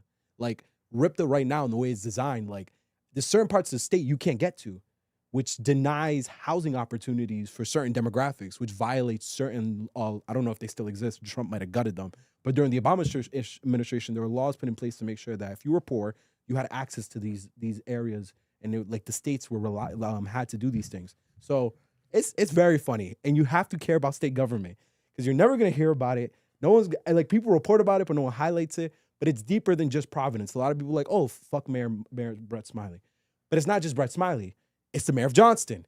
It's the state rep of Johnston. It's the state senator of Johnston. It's Warren, Warwick. These people are killing these bills that would alleviate the cost of housing in Providence if they were able to build in those areas. Yeah, and I just want to quickly point something because you mentioned it. I think a lot of people kind of sometimes take a backseat, get a little comfortable, sometimes put their feet up because we live in a quote unquote blue state. Oh, where's Mike a little bit, Noel? So a lot of some of the federal stuff that we see, a lot of people sometimes think, oh, it doesn't impact us, we're a democratic state, but 90% of elected officials in the state of Rhode Island, maybe not including municipal folks, but at the state house, all our statewide electeds are Democrats. Sometimes people get comfortable. They're like, oh, they're a Democrat. They're not doing a terrible job. But no, that's where I tell people you're absolutely wrong. There's definitely a lot of different types of Democrats in the state. A lot of the Democrats that we see right now would be considered Republicans in a lot of other states. Yeah. So that's where I ask people just to dig a little deeper. Just because you see someone might be a Democrat, look up their platform, look up what they believe in, what their values are. And a lot of people would be surprised to see what some of the Democrats are doing in the state. And so that's something that I'll always, take pride in, is being able to call out anyone if they're doing something that hurts working people. Whether they're a Democrat, Republican, Independent, we gotta not, fall on party lines. Be independent voices as much as possible. Hold our own party accountable. That's something that we've always done here in Providence. Obviously the governor, has a lot of these like old school ways of doing things. Somewhere where I do give credit is to our speaker right now when it comes to housing. He comes from Warwick, and he's definitely, in my opinion, has gone above and beyond to push housing laws. He'll get on the radio and talk smack to some of these city planners and some of our more rural communities about some of the stuff that they're opposing. They're opposing common sense development. And at the end of the day, that hurts everyone in Rhode Island, not even that specific municipality. So that's where I ask folks to just get a little bit more engaged on local politics. 100%. 100%. We appreciate you coming on by. Give a round of applause for I appreciate you guys. One of our city councilors here, Miguel Sanchez, stopping on by. It's gotta be like the third time you've been on, the fourth. Am I bugging? Not the second. Not enough. I feel like you've been a couple times already. I heard you guys talking about podcasters influencing politics earlier. And Yeah. I 100% agree with that. I think your guys' audience is super appreciative. I always see all the comments, when you guys highlight a local story or something going on. Obviously, everyone wants to know and be in the loop on all the cultural stuff, but some of this local stuff is just as important. And the way you guys communicate it and share it to the audience, I think, is very authentic and very digestible, and people appreciate it. I definitely appreciate all the work that you guys do. No, thank you. Thank you, man. Listen, we're the biggest podcast in Rhode Island, so it makes no sense why not to have a relationship with our local politicians. If they have some things they want to highlight, they stop on by. If they reach out, they're always happy to be on. So I feel like it makes perfect sense, especially when we're such a regional platform too. I feel like we gotta care about our city and our state. So, thank you for coming on by. No, thank you, brother. guys. All right, I'm gonna walk him out, and then we're gonna continue talking about Saweetie being an escort.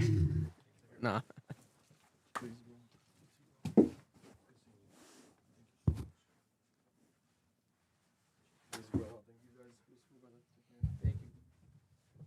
Water or anything? I'm good. Thank you, bro. Appreciate you. Thank you.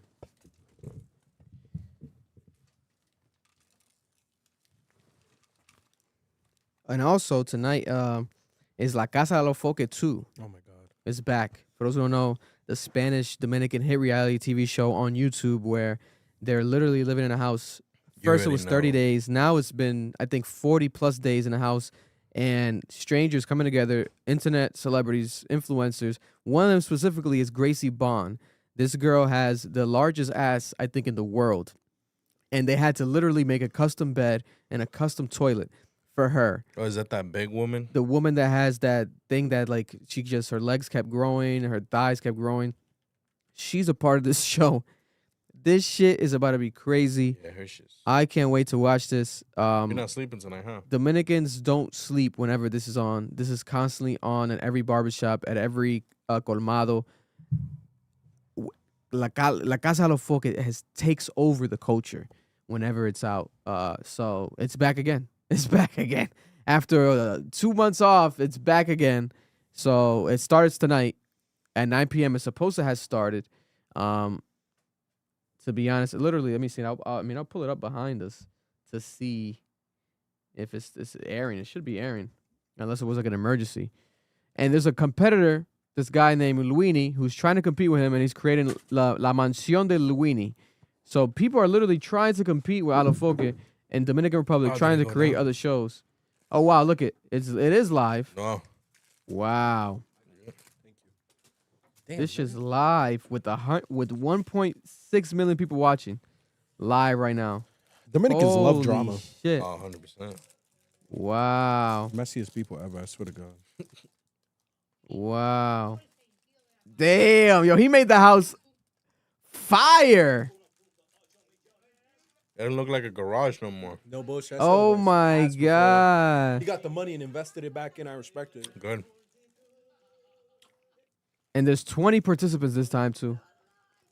I don't know how they're gonna do content because there's 20 participants. At the heart, there's like 70 or 80 cameras. This is crazy. This is crazy. That's Laura Bozo. Whose grandma is that? She was on La Casa de los Famosos of Spain. She's like a past reality TV show star, but she also used to be like media personality. I think, talk show host in the past. She's one of like the most famous people on this season. I'll tell you this much. This shit looks good. It sounds good. They definitely upgraded a lot. I know. Isn't that the lady that would do like the narration of like Casos de la Vida Real or some shit? Probably. She might have.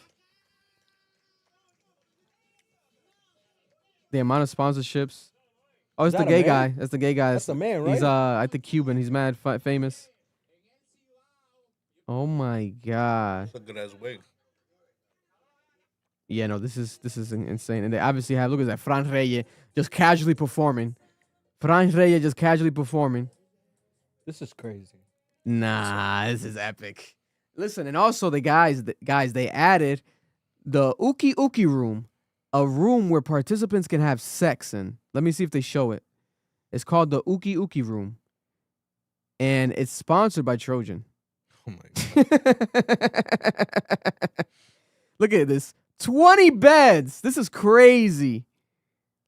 Oh my God. This is like Squid Games or some shit. Like Dominican. They raised the prize money, I believe, is 5 million pesos Dominican. 5 million Dominican pesos. Who won last time?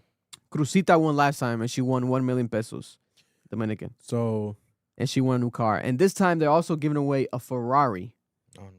The $400,000 Ferrari. I thought it was electric, but it's not. In my eyes, that shit looks like an electric Ferrari. You know the new one that people be having? It's like a new model. What's it called, Mar? It's like the new model.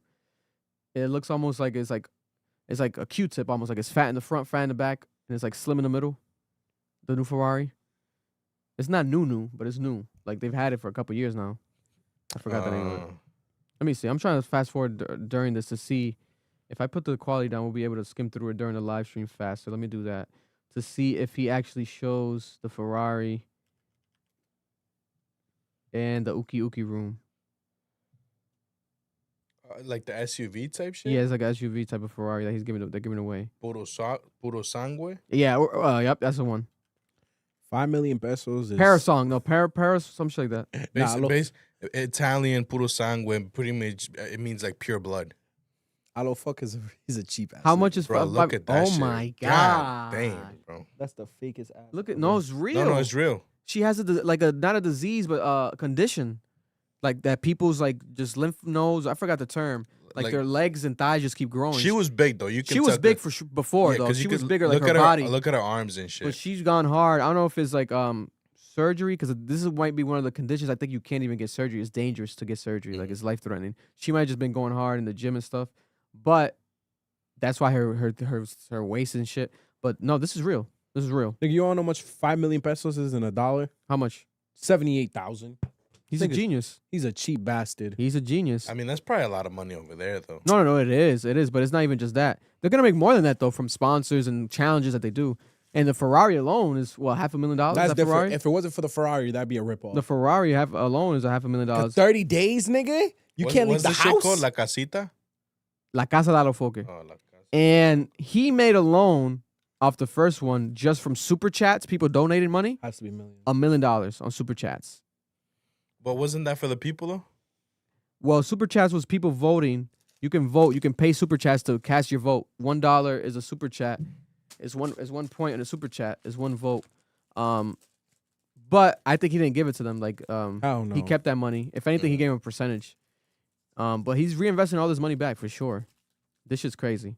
So you got Gracie Bones, but what else I wanted to show the viewers? I guess that's guests walking in. Let me see if I can show you guys the Uki Uki room. He might have not showed it tonight, or maybe not yet. I don't know what's the plan tonight. Hasn't gotten used yet. Yeah, got Ron Barceló in the background. Sponsors everywhere for sure. That's a fact. La Casa de Alofoke 2 door. The season 2 door is fire.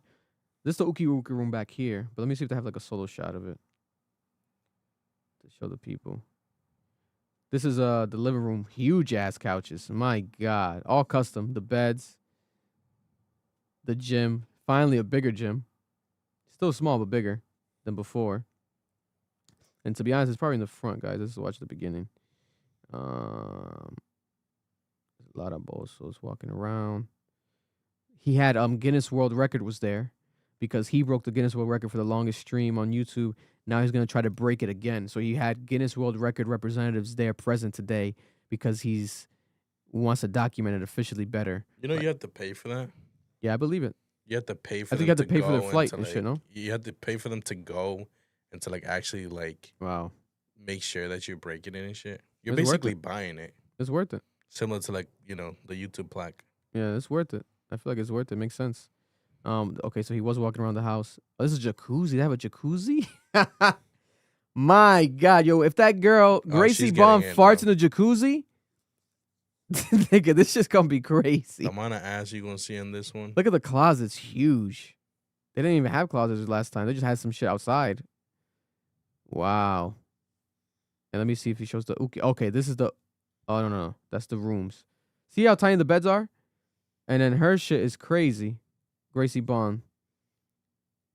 I don't know if you can notice it here.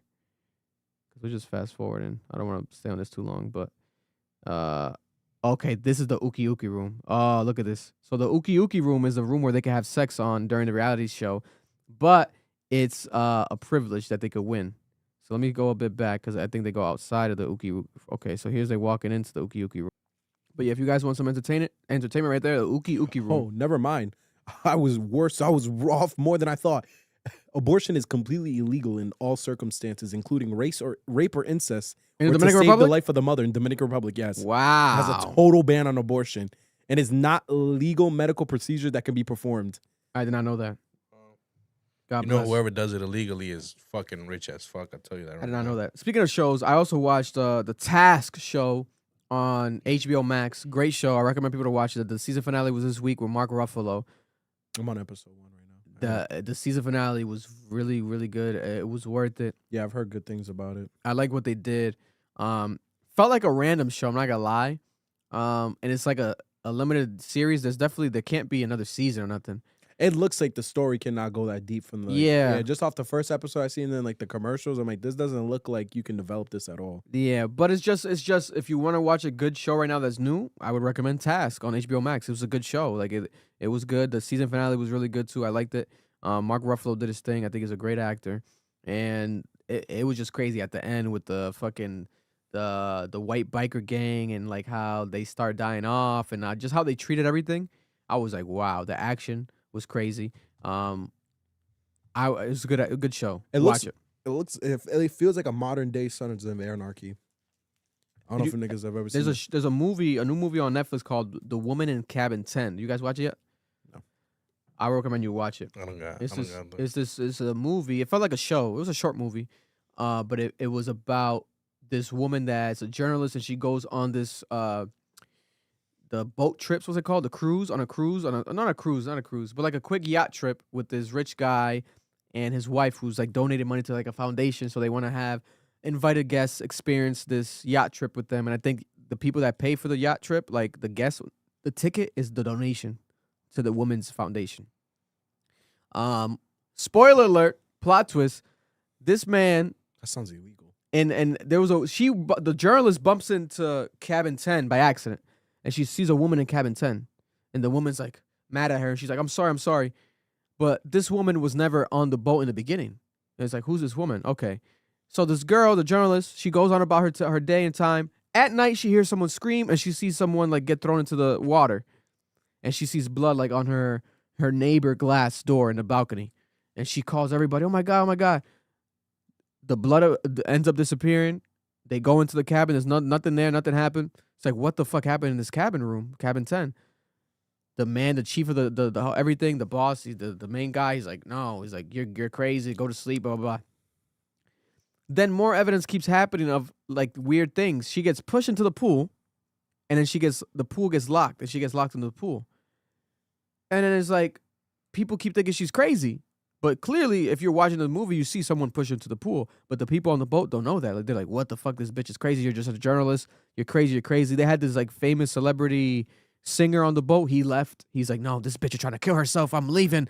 This is too much. This is too hot for me. I can't get canceled. I got to leave. He left.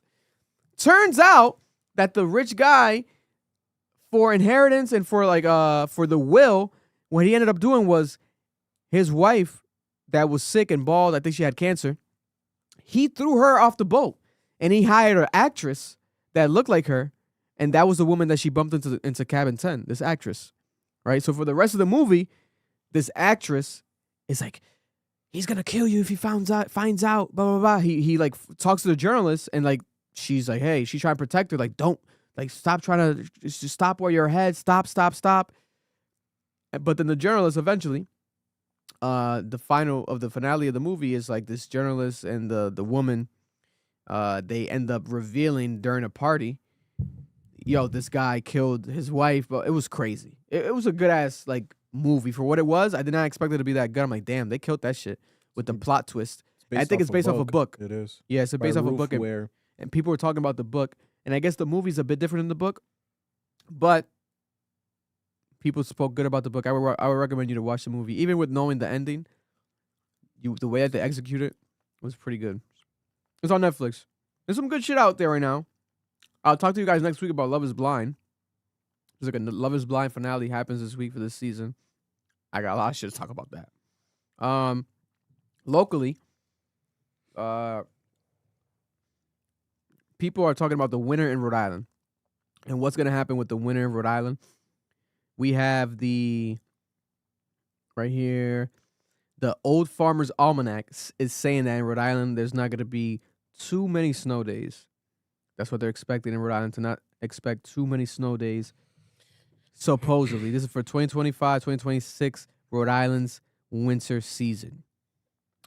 Milder and drier, with the most snow falling around the holidays and late winter. Fewer snow days could ease commutes, but not as we get ready to usher in 2026. They're also predicting above normal temperatures, with the coldest periods in mid to late December as well as early to late January. While the overall snowfall is predicted to be below normal, the snowiest periods are expected to be happening in late December, early January, late February. This seems to be the case. Every year in Rhode Island, there's less and less snow. I remember growing up, we talk about all the time how we had snow blizzards up to our fucking kneecaps. Like, we had, like, school buses lost and canceled. It was fucking crazy. Now, I think with global warming, this keeps happening. Every year, there's less and less snow in Rhode Island. Like, it's crazy. I think it's good because I don't want to shovel the shit. But at the same time, it goes to show you, like, we are not in the era that we were when we were obviously children. Like, this is a different weather that we're dealing here with in Rhode Island. Even right now, it's like I took the ACs out. We're in October. But then in the morning when there's sun still beaming, it still be pretty hot. It's like, this is a pretty weird fucking fall. Oh, it feels like a spring fall. I'm still sleeping with my AC on. You still have your AC on? Hell yeah. Oh, no, you're crazy. There's niggas saying it's going to be the coldest winter, though. That's what I've been seeing reports of. Yeah, the Farmer's Almanac says no. It's not going to be the coldest winter in Rhode Bro, Island. look at these days, bro. Look, That's today crazy. it was like a little thing, and then when we got out of work, It was pretty good. That's crazy. There was That's no a need for sudden it. shift. Because I remember like a month ago, it was saying bro, that. no, 100%. But let's be honest, bro. The way that the weather is like going on right now, it's like shifting. We're barely seeing snow now. These winters are starting very late. I'm telling you, bro. I think what's gonna happen is, like Maron's saying, it's shifting. I think it's gonna reverse. Yeah, well, I think our summer, our summer is gonna be winter. Yeah. And our winter's gonna be summer. It's gonna be like what the West Coast is gonna be with the East. You know West that would- Coast and that's what's East gonna Coast are happen. gonna swap. You know that would destroy the environment, right? 100%. We But would that's all- what- we but all that's die. what- No, But that's we would what's die. happening. We would die. But it's not gonna happen now. It's gonna happen years. Yeah, but your- it's most your likely gonna grandkids are gonna happen. get cooked. Grandkids. Okay. If the world still exists. Also, breaking news: gunshots. Here? Gunshots. I don't have any guns. Oh, I thought there were gunshots here. Got me Are nervous. you gonna talk about the We are having Foxwoods hostage? We are having the repeat. The Blue Jays have made it to the World Series, and they will be taking on the LA Dodgers. Toronto and Los Angeles, you get your showdown. Enjoy. Bro, this is the ultimate end of the beef, bro. Drake versus Kendrick. Yo, you think I'm joking? They're already talking. They're on Twitter right now. It's trending. Let me look at it. You know what else is trending? Bro, Drake is a big Toronto fan. He's a big Blue Jay fan. So is Kendrick's a huge Dodgers fan. This beef might spill over into the games. We'll see what happens. The Mariners remain as the only MLB team that has never been to the World Series. Series. Yup. Bro. Everyone, yo, y'all are laughing. Nigga. When Kendrick Lamar is at the fucking Dodger game and they're playing not like us. Watch. I already called it. That's crazy. Watch. Yo, Kendrick loves the Dodgers, Marlon. He loves the Dodgers. Dodger Blue. Dodger Blue. The beef continues. The Blue Jays are blue too. I know, but it's not Dodger Blue. God Bro, bless. we're gonna see Drake at the World Series. Watch. Have you seen them like new housing complexes that were like made, but like there's like telephone poles blocking the garages and shit in Rhode Island? No. Bro, mad funny. You have it? I sent you the TikTok. Really? Mad funny, bro. It's been going like viral on TikTok. Squabble up. So this is Is anyone in the market to buy? These condos are in West Warwick, Rhode Island. watch. Oh my I've God, seen I love the garage. Is anyone in the market to buy? Bro, it's just a random fucking These telephone condos pole are blocking the entrance to the in fucking West garage. Warwick, Rhode bro. Island. These niggas don't know how to design shit, bro. Oh my God, I love the garage. And then there's one where they didn't even make an entrance for the fucking like garage. It's just straight fucking sidewalk. You have to like. So Marloon's highlighting this viral condos here in Rhode Island that are for sale, but there's light poles literally blocking the garage entrances to these light poles. What type of design is this? It looks like the houses are pretty much basically they're done. Yeah. And they're for sale. Who the fuck would want to buy a condo with the light pole blocking the entrance in the garage? Unless they're gonna They have to move it 100%. move the light pole. But like think But that's a about- big job. Yeah, they gotta. Pay That's for a that. big job to move all those light poles. They gotta pay for that. Yeah. This has to be like a design error. No, it is a nigga. They're just stupid, bro. 100%. What the fuck is going on? Don't take these niggas serious. God bless.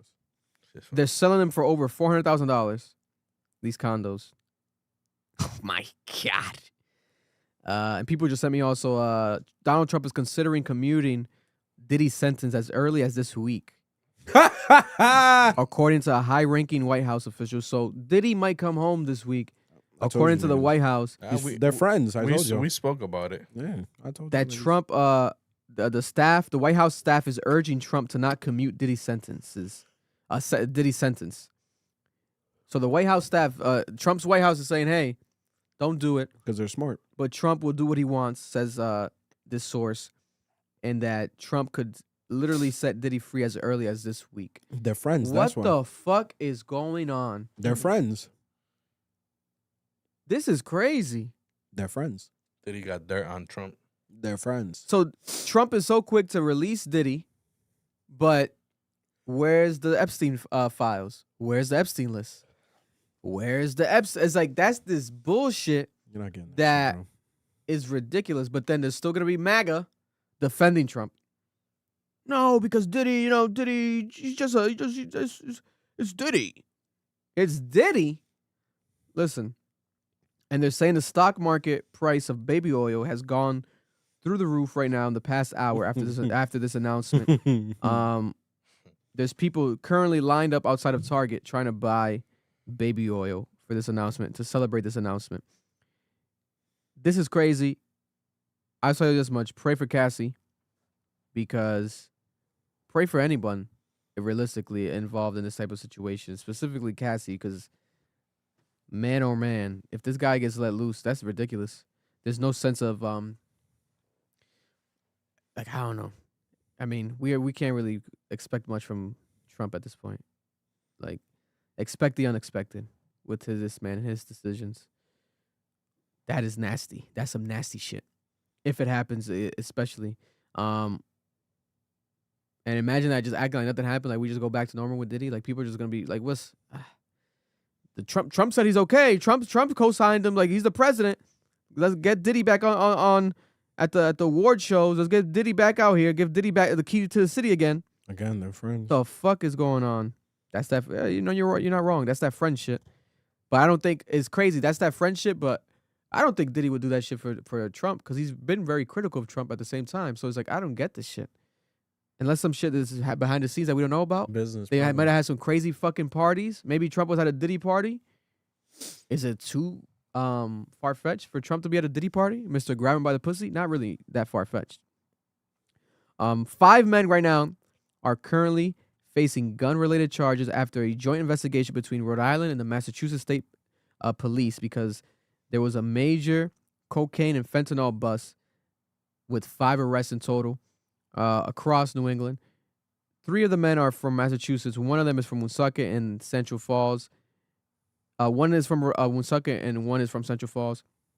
They were arrested at a large-scale cocaine and fentanyl distribution operation after court-authorized searches were conducted at homes on Elbow Street in Bellingham, Massachusetts, and on Cross Street in Central Falls.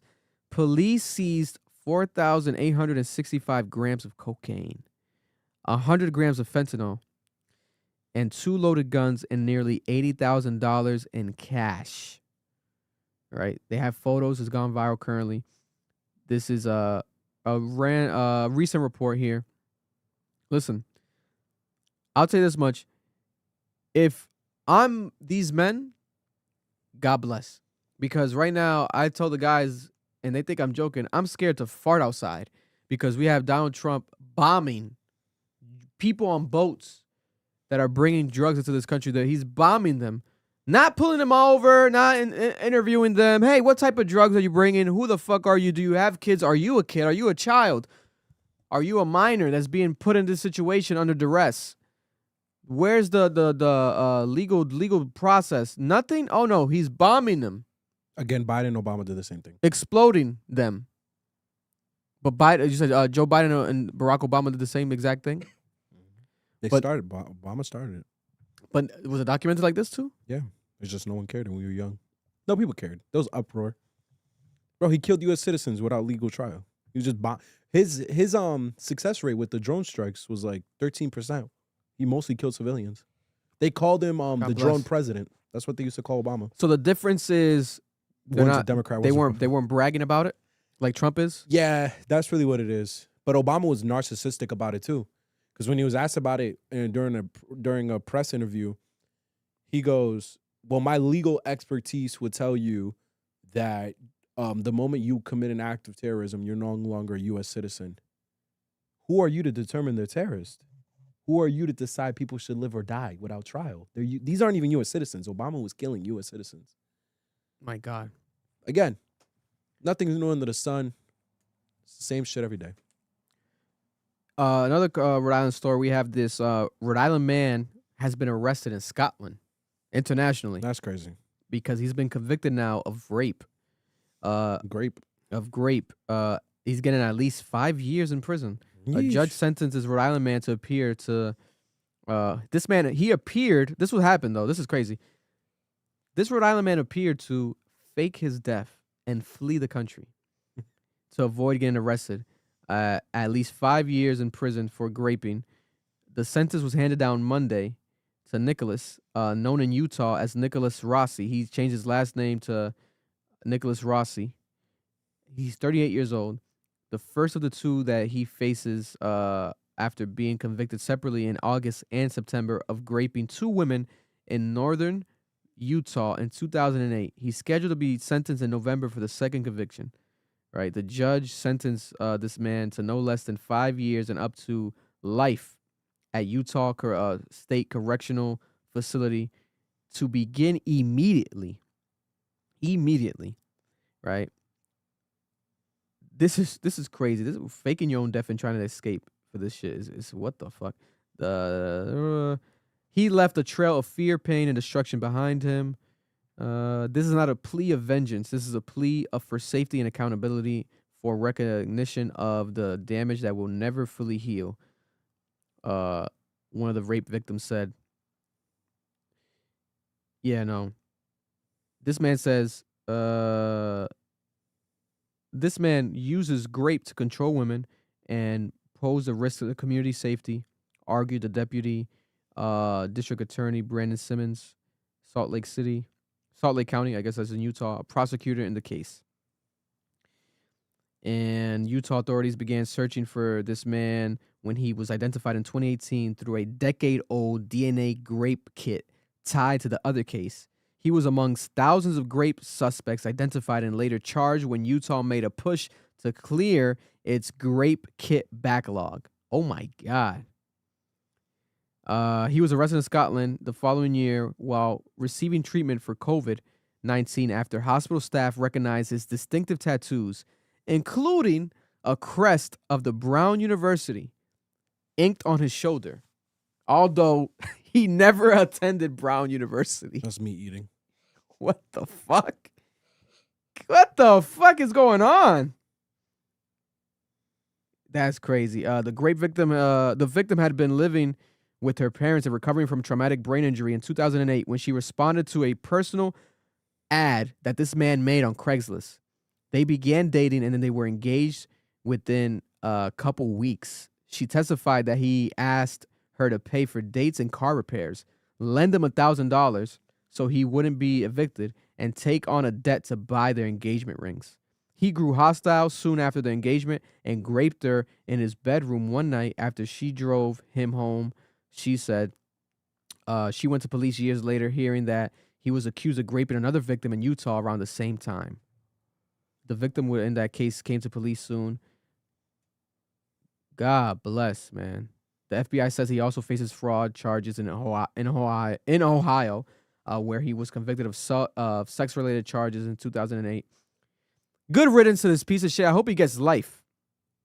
And listen, that goes to show you, for all you grapers out there, you try to escape this. But there's such things called a grape kit. And if that grape kit is successful, you could be like this man with 10-year-old record of something happening, trying to run across the world, escape, and you could be caught, and now you're charged. And yeah, justice is going to be due. A minimum of 5 years feels low, though. A minimum? I don't know what the laws are like in Europe. But that's kind of crazy. God bless. I don't know if they deport him back. And my last local, in Utah. No, it's here in Utah. They gave him 10 years in Utah? No. Well, 5 minimum. No, 5 years minimum. For one. No. He should go to jail just for running. I thought they arrested him in Europe. That's crazy. Last local news I have here. States have been put on notice right now, and they're telling Rhode Island as well to keep alert in Rhode Island as well, because SNAP benefits are going to be tied soon to error rates. And this is a problem, they say, because starting with the 2028 fiscal year, states with an error rate of higher than 6% will start losing the federal funding for the SNAP. This is the Supplemental Nutrition Assistance Program, EBT. We grew up knowing it, obviously, in EBT. If the reform were to take effect immediately, only 8 states would make the cut and receive full funding. All right? So this is something that people are highlighting right now. I saw this online. I think it was Natty was talking about that, about SNAP. I think her snap was cut or something like that. It was something happening with locally people. Other states with relatively high error rates include Florida, Georgia, Massachusetts, New Jersey, New Mexico, New York, and Oregon. All right. And also the state with the largest gap to close by far is Alaska. The error rate with most recently logged at 25%. Believe it or not, it's a big improvement from the state's 60% error rate the year before. What the fuck? That's a Republican state too. What is going on? There's like 50 people that live there. Listen, I thought nobody lived I'm in not sure. Alaska. I don't know their population size. I don't know. I didn't know anybody lived in Alaska. No disrespect to Alaska. And for reference, SNAP currently provides food assistance to an estimated 42 million people nationwide. That's 1 in every 8 person that you see out and about in the world are receiving the SNAP benefits. Man, I used to get that shit back in the day, and I had to fucking fight for fucking no bullshit $180, bro, a month. Literally, I had to fucking fight for that shit, bro. Nigga begging on my Jesus knees. Christ, bro, like Niggas was haters. Yo, DHS is closed now too. Yo, fucking ridiculous, bro. Fucking fighting for $180 a month when I'm making $14,000 a year. Nigga, I don't deserve that shit. Nah, The that shit was hate. And Noel, want to start with the No Kings protest that happened also here. Nationwide, No Kings protest. Millions of people protesting against Trump. The No Kings protest, including in Rhode Island. Thousands of people in Rhode Island. It looked like millions of people, in my opinion, in Boston. I don't know if you guys saw the Boston crowd. Yeah, The I got Boston figures crowd here. was crazy. Oh, you got the figures? Break it down. So huge crowds marched in major cities and small gatherings were held across the country for No Kings protests against President Donald Trump's administration. Organizers said that there was nearly 7 million people at more than 2,700 events in all 50 states. So in Boston, I want to say it was probably 1 million people, because it's saying in every state had an event. Police said the protests were mostly peaceful. Many large cities reported no protest-related incidents or arrests. I love to hear that, peaceful protesting. The purpose of the protest was to voice outrage towards some of Trump's policies. This includes perceived threats to democracy, the administration's ICE raids, and troops deployments in U.S. cities, and cuts to federal programs, especially healthcare. We're going to get into that later. In response to this, President Trump and Vice President J.D. Vance both posted AI memes to social media depicting Trump in a crown. The one Trump shared was a mocked-up version of the president flying a fighter jet that had King Trump appearing on the jet, and it was dumping poop on the protesters. Yeah. The second one, which was what Vance posted on Blue Sky, was prominent Democrats kneeling as like subjects in a royal court before Donald Trump. What do you guys think of that one? I find it very funny personally. Because at the end of the day, like I saw the No King stuff. I saw a lot of the backlash. People were like, this is so stupid. Like it's great you're doing this, but they're calling it like unnecessary. And some people felt it was stupid because they're like, this wouldn't have need to have happened if you voted. Mm-hmm. And I always understand that sentiment. Like a lot of people are like, this activism only shows up after the fact. But my constant rebuttal to people is, again, this figure says 7 million. Like 100-something million people voted in the election. Like, you don't think these people voted? Yeah. I don't believe in just shitting. I feel like some people shit on activism for the sake of shitting on it. Like, they'll be like, oh, you're just protesting. Screw you. Like, you don't really know what these people are doing. You know the work they're doing. And you shouldn't. And like, this is an act of like resistance. Like, hey, like we actually care, showing that people care. And the notion and the assumption that these people just didn't vote, they just decided to get up is crazy to me. I don't really like that personally. Because it sets a negative like feeling in the air. Like it's like dread. Mm-hmm. Like you go on the internet, bro, it's so much dread. There's a lot of people who are like, oh, this is pointless. There's no hope. We should have done this a year ago when we were voting against him. I don't know why you guys are doing this now. So it's a little annoying. It's just feeding into the negativity. And I have audio. Let me see if I find of Trump reacting. He was like saying like he's not a king. That he doesn't know why it's called No King, so he's not a king. me see if I find the clip. Aside from the AI video that he did speak. Oh, right here. I think it's a joke. I looked at the people. They're not representative of this country. And I looked at all the brand new signs paid for, I guess it was paid for by Soros and other radical left lunatics. It looks like it was. We're checking it out. The demonstrations were very small, very ineffective, and the people were whacked out. When you look at those people, those are not representative of the people of our country. Mr. President, besides San Francisco... By the way, I'm not a king. I'm not a king. I work my ass off to make our country great. That's all it is. So this is where I get frustrated with him. The notion that, like, oh, these people are not representative of us. Yo, bro, people are saying the same thing about the January 6th uprising. People are like, this is white America. Like, this is a subgroup of white America that's out there trying to basically take over the election and do this, like, hostile takeover. Like, it's literally an insurrection. And I remember Trump saying, no, these people are a reflection of America. They represent American values and what all Americans want to see. And it's like, no, bro. Like, this was a subgroup. This was a fringe group. He's just such a hypocrite to me, bro. It's It's crazy because he says, you could tell he's definitely bothered by this. Oh, like, without a doubt. he's like, and I'm not a king. I work my ass off for this country. Like, I'm not a king. But it's like people are pissed off and they're handling it diplomatically where there's like the no kings. I like that concept of even calling it that, where it's like there's no kings in this land. There's no king. Like we're not in that era. Like you are the people. The people matter. That the people have the voice. Yeah. He's saying it's small. It's ineffective. 7 million people is not small. It's not ineffective. It's very large and it's very effective. And everyone was talking about it all weekend. Like it was in every fucking state. And on top of that, it's paid by George Soros. Yeah, George Soros. It's not. It's not. Like no one's getting paid.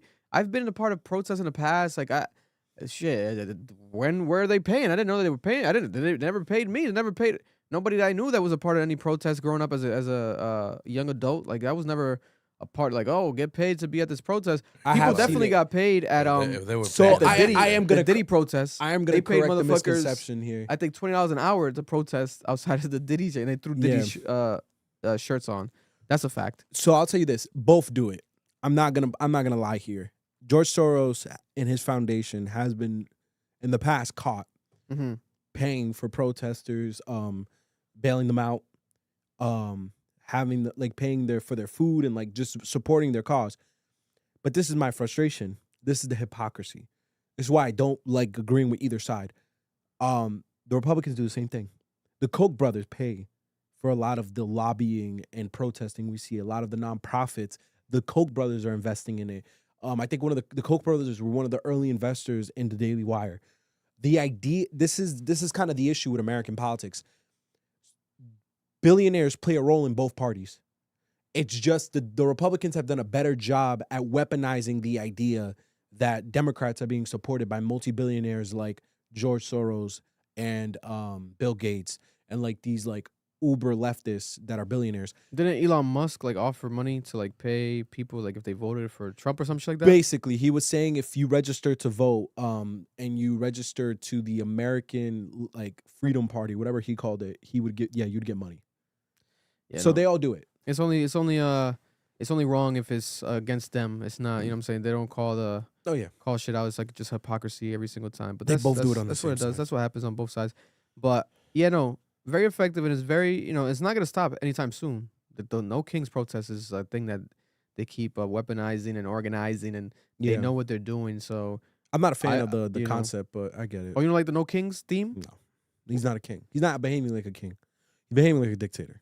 So you think there should be more raw with it? I feel like No Kings is where like it's more, they're trying, for lack of better terms, more brand friendly. If you want to look at it like as a brand, where it's like kind of more homely, you know what I'm saying? Like household vibe. Like it's No Kings. If they were just straight up more raw with it, I kind of feel like. So this is the issue. That's where they could be criticized more. The worst thing you could say now is like, well, he's not a king, but that's not as bad as like if you were to make it like for example, the BLM protests, where people were literally like attacking it fully for the name, etc. But white lives matter too, and but No Kings. I don't think it's that. Or you're saying that it's not controversial enough? No, I'm saying it's stupid. It's the same thing. They're rebranding the idea of like Nazism. So when they call Trump a Nazi, they said it was too extreme. They're saying it's too extreme rhetoric. It's not things that we need to see. They're saying it's what caused like the further division of the parties, and they're saying it's just too fringe of a statement. I've always agreed. I don't think he's a Nazi, and I don't think he's a dictator. I think some of his actions are dictator-like, but I think every president has been behaving like a dictator in some instances. The construct of a king, just by historical fact, just doesn't make sense. But it's like you said, it sounds good. I think it's sellable. Yeah, but it's gonna fall in the same category of he's a Nazi. I think you need to just start properly explaining things and holding people accountable across the board. Because it's not just him. The executive branch is we're losing control of it. That's the conversation here. And that's why no one wants to hear this stuff. Like, yeah, 7 million people is great, but I promise you not a single Republican gave a fuck. Because they're looking at it, and I saw this on Twitter. A lot of people were saying this on IG, TikTok. They're like, this is no different than calling Donald Trump a Nazi or a dictator or a fascist. Like, it's the same wording. You're just changing it up. You're not dealing with the direct problem. This country has an issue where the presidency is gaining too much power. That's the conversation. It's not even just Trump anymore. We have a serious issue with the branches of government. They're not doing their job. The Supreme Court, we didn't even have the reliability to say that the Supreme Court is going to rule in accordance to what the Constitution says. Like, it's so blatant now. Eric Trump is on Twitter. I mean, on CNN. I think he was on CNN or Fox News. And he admitted, he's like, oh, no, yeah, we have four out of the 3 votes in the Supreme Court right now. They're openly admitting. Like, no matter what happens, we're good. No, but the thing is, Vic, the Supreme Court was never supposed to be political. We always knew it was, but that's behind the scenes stuff. That's like political science nerd stuff. But in the public eye, it's supposed to be seen as a nonpartisan. There's no political influence in the Supreme Court. That's how it was structured and created originally. So for him to come out and just blatantly say that, he's completely admitting that the system is flawed. So at this point, it's like, now we have to have a conversation. There's something wrong with the system. It's not just him anymore. Yeah, because they don't mind if the system's flawed, but if it's flawed to their advantage. But exactly, if it's against their advantage, it's like, fuck the system. Now it's no kings. Yeah. But it wasn't no kings when Obama was behaving like a dictator, or when Biden was behaving like a dictator, or Kamala, who was supporting God, like Israel and the imperialism there. Like, it's always no kings, fascism, and dictators until it's you getting called that. But you can see, I don't know if they do it, but I can see the world where you carry this on for whoever the president is. I would hope so. Because it's like no kings. Like, if we're talking about all kings, then it's like, I feel like that's something. I would have to look up the research, because obviously it gets titled No Kings, and then they put anti-Trump. But the No Kings is start maybe somewhere else. Was it like a they definitely made anti-Justin Trump. Trudeau? Or was it like somewhere else, someone else? Or Mr. Perry now, I got to call him. He's dating fucking Katy Perry. It's fucking crazy. Oh, yeah, I seen that. I was like, what the fuck? Justin Trudeau dating Katy Perry? So weird. What the fuck? She went from homeboy to him, too. That's God damn. Yeah, Russell Brand was a whole to Republican. Justin Trudeau. Whole Republican. What the fuck this is crazy. Hardliner Republican, too. Accused Raping. rapist, no? Bro. Or charged, whatever. He God is bless. a hardliner conservative rapist. He quit like the whole internet right now. Yeah, because they were coming at his neck. God bless. But continuing on. No kings or no kings or kings. You guys like no kings? Do you prefer it over fascist? No fascist. That's what they've been. That was the slogan. It got tacky. It got a bitter taste in people's mouths. So now they're doing no kings. Let's see if it's better than no fascist. I mean, listen, if they want to be more straight up, just I guess I could see that where it's like the fuck Trump protests, just call it that. But I feel like no kings is. I'll do my research more on that, because I would love to know more about that. Again, when is I it look like an organization, can you donate to No Kings? No, is it like BLM, like how it was back then? Like no, from what I saw, is just that was the slogan they went with. It's an organization that started that the whole like protests and stuff. Get the fucking leader of the No Kings shit here. We'll fucking interview them. My thing is, they're not gonna turn that on the Democrats. The Democrats were the only one posting it. Like, this is my point. No one cares, like, in the retrospect of life, because it feels like the same political jargon. Mm-hmm. It's the same thing. If you target it to the actual administration, you probably get more results. I hope you try it. Let's see. This is more lighthearted news. White House is building a Trump ballroom. Photos are circulating on the internet of construction crews destroying the east wing of the White House to make way for Donald Trump's planned ballroom. In July, President Trump introduced plans to build an enormous $250 million ballroom addition to the White House, one of the largest projects at the White House in more than a century. Twitter is losing its mind over this. The reason why is because White House Press Secretary Caroline Leavitt said the renovated space would span 90,000 square feet, 830,000 square meters, and seat up to 650 people. Officials said that it would be paid for by Trump and unnamed donors, probably the people who paid for his election. In July, Trump said, in the White House, for 150 years, they've wanted to have a ballroom, adding that there's never been a president that was good at ballrooms. I'm good at building things. We're going to build quickly and on time, he said. It'll be beautiful, top of the line. It's expected to be completed before the end of Trump's second term in January 2029. Honestly, I think this is useless. I don't understand why he's doing this. I'm glad that it's not our money. If it ends up becoming our money, then I'm going to have a problem with it. As of right now, as long as this is donors' money, this just seems like another project that presidents do. Presidents usually build libraries, facilities to commemorate like their presidency. Obama did it. Recently, he's building a library that looks fucking terrible. I don't know if you guys saw that on Twitter. Mm-hmm. Yeah, it looks like shit. But that's usually what presidents do. So, last thing, most major thing that has happened the last month, the government shutdown. We have an update. So there was a major vote today. As of Monday, October 20, the federal government continues shutting down. The shutdown began at midnight, October 1st. This is the third largest shutdown in U.S. history. One of the two other shutdowns happened under President Trump from 2018 to 2019. Democratic Senator Mark Kelly of Arizona said on Sunday, October 19th, that lawmakers could reopen the government this week if the Republicans are willing to discuss healthcare subsidies now. The Senate reconvened and voted today, Monday, at 5:30 p.m. Eastern time for the 11th time to end the government shutdown. So this is their 11th time meeting to vote on the bill. The bill failed in a 51-45 vote, with 4 senators abstaining from voting and the same 3 members of the Democratic caucus. So if the bill passes, So no, the bill has not passed. I have to update this. So now it has been extended into its third week, the government shutdown. Democrats are refusing to give the necessary votes because they're pushing to ensure tax breaks for 24 million Americans who buy insurance through the Affordable Care Act, that's Obamacare, and have refused to back a government spending bill that doesn't address the issue. Like we reported last time, under the current structure of this budget plan, the Affordable Care Act is being gutted. That means people who have health care, they're going to watch their premiums rise on average about $5,000 a year. It's also going to do massive cuts into Medicaid and Medicare.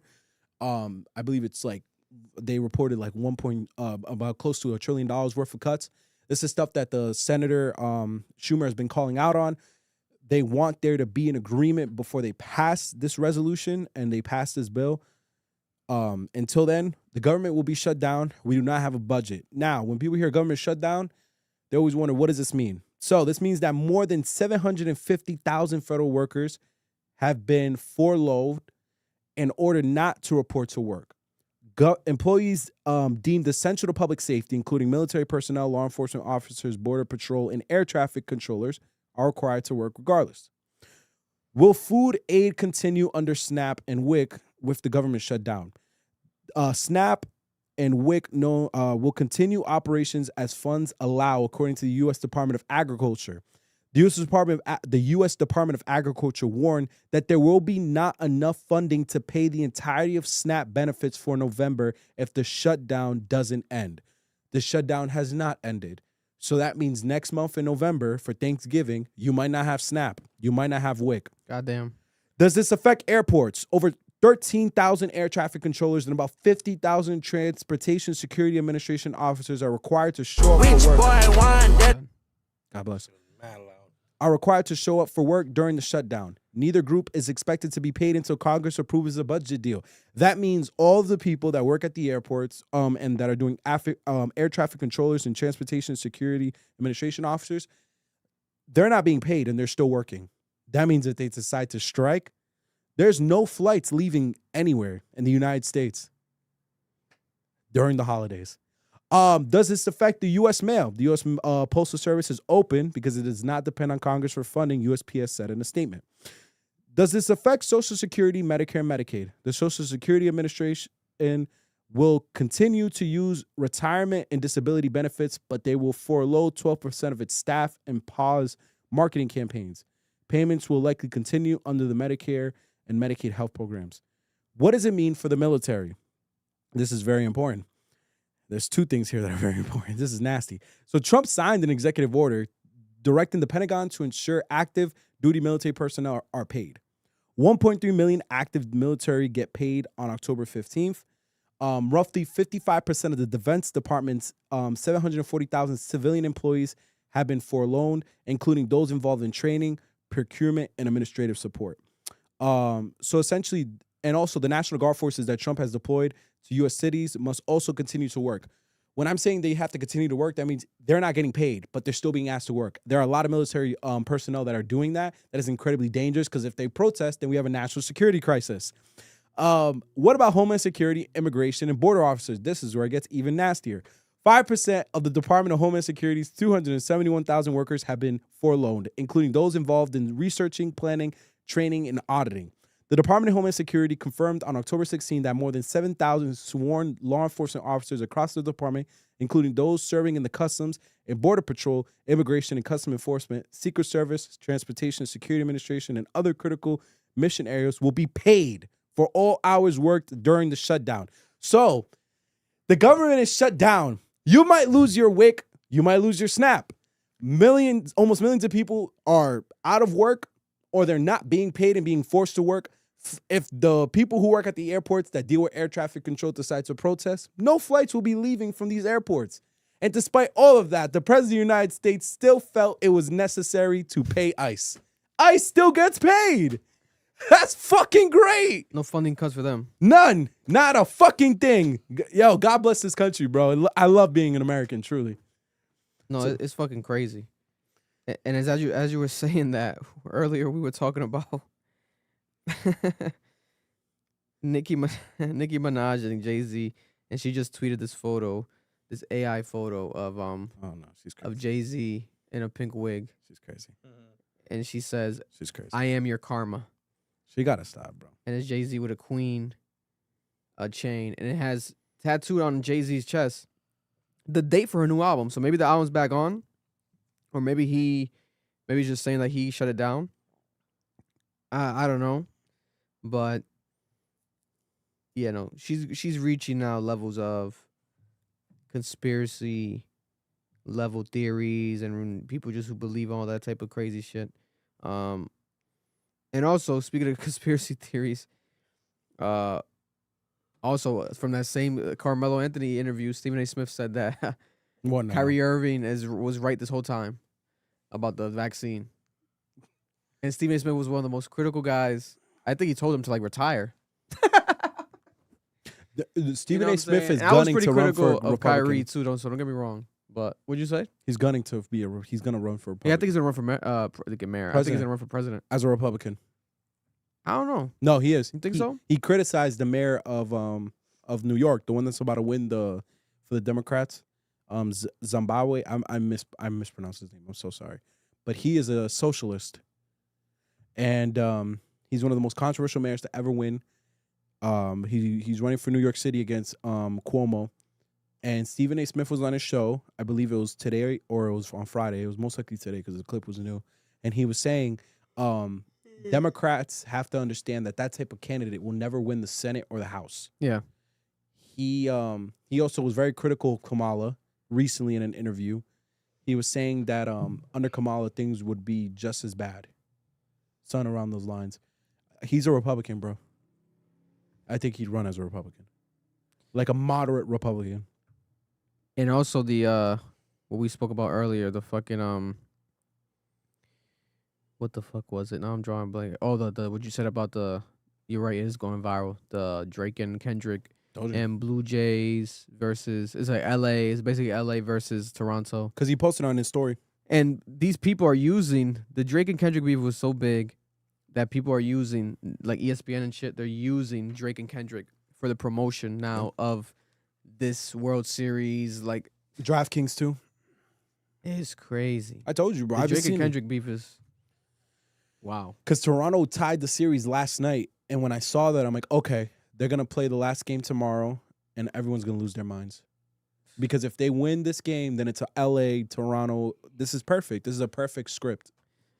But there we have it. We love you guys. We appreciate you guys. See you guys next week. We can't wait to go home and watch La Casa De Alofoke, man. My God, this is heaven on earth. Heaven on earth. I love y'all. Thank y'all. Another week. Listen, also, I'm gonna see. I gotta find if shit. I might have to have Marlon join too. But we gotta do a reaction to try to do it this week to Taylor Swift's album. I already heard it. I'll listen to it again. Oh, you motherfucker! That's just ass. Stop. It's not good. You heard it? When today? No. You rushed through it at the gym? No. I You heard didn't it give over it the a weekend. proper listen I'll hear it again. I heard it once over the weekend on like some. I'm just chilling on some bullshit speakers. on some bullshit speakers. I What guess. you hear on some JBLs on the Yeah. floor? All I heard was Travis Kelce's digging in her. He's digging in her. Oh, what, like sexually? Or like she's getting fucked good?